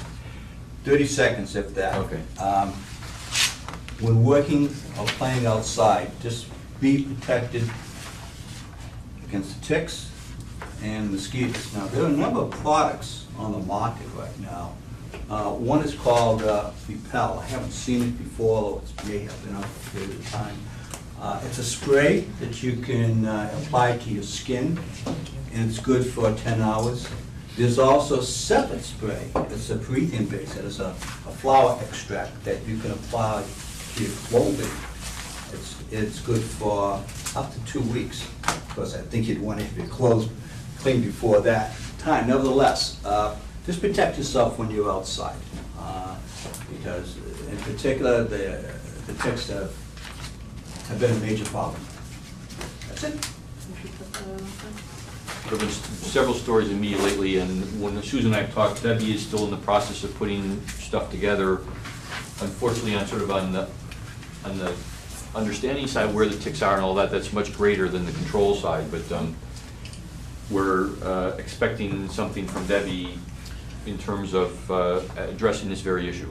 It's a big problem right now. Yeah, she's speaking with some physicians, because, you know, there's the teaching or educating the residents, but then there's also speaking with physicians who have a whole, they're all different areas in how they treat it, how they diagnose, how they, you know, it's a tough thing for them as well as, we wanted to do something for the doctors, but we don't know what they would do, because they all have different feelings on how to deal with this. How long the antibiotics, they differ on that, how long, you know.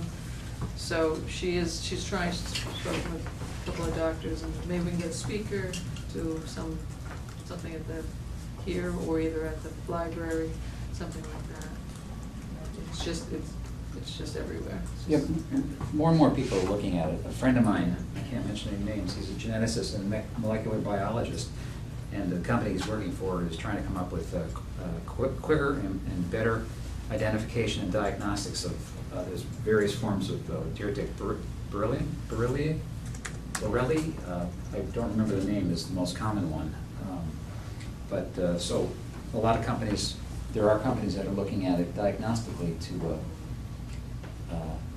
quickly diagnose and try to treat. And identification too is difficult, so Yeah. I'll keep you informed. Thanks. do you have something you want to say? I thought you were with Scott. No, I'm, my name's Lauren. I'm a nurse practitioner student at UMass Boston, and I just came to observe and hear things. And Did you learn something? Yeah, I did. It's really interesting. You guys have like quite a broad spectrum of things that you have to cover, so that's a lot of, you have to be really knowledgeable on a lot of different things. So, but yeah, the Very tick smart things- people up here. Oh. No, but the tick things are, I mean, just like last night, we already had someone come in with a tick bite positive for Lyme.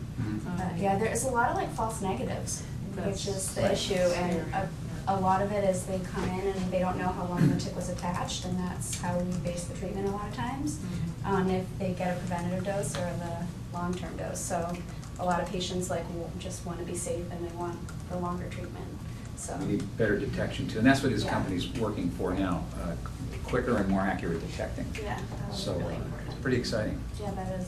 And whatever information I get is from the National Enquirer, so. Because our intern just finished 150 free hours of service to our department she's from Merrimack College, and she's going to be entering her graduate school next year at same. She did she helped us with everything, and she learned how to write approval letters, and she learned how to, review different things, different applications. But as her project, and the pet project is heroin, the public health issue of heroin use and 1,000 deaths in opiate and heroin use in the last year in Massachusetts. So she had a poster, they had a symposium yesterday at Merrimack College, they put up her poster, and I have it on, that I'll send it to you. It's just kind of a thought-provoking, obviously it's just some statistics and graphs, but it just shows the spike of how different uses of different drugs have, exactly as they went down, heroin at the same exact year went up.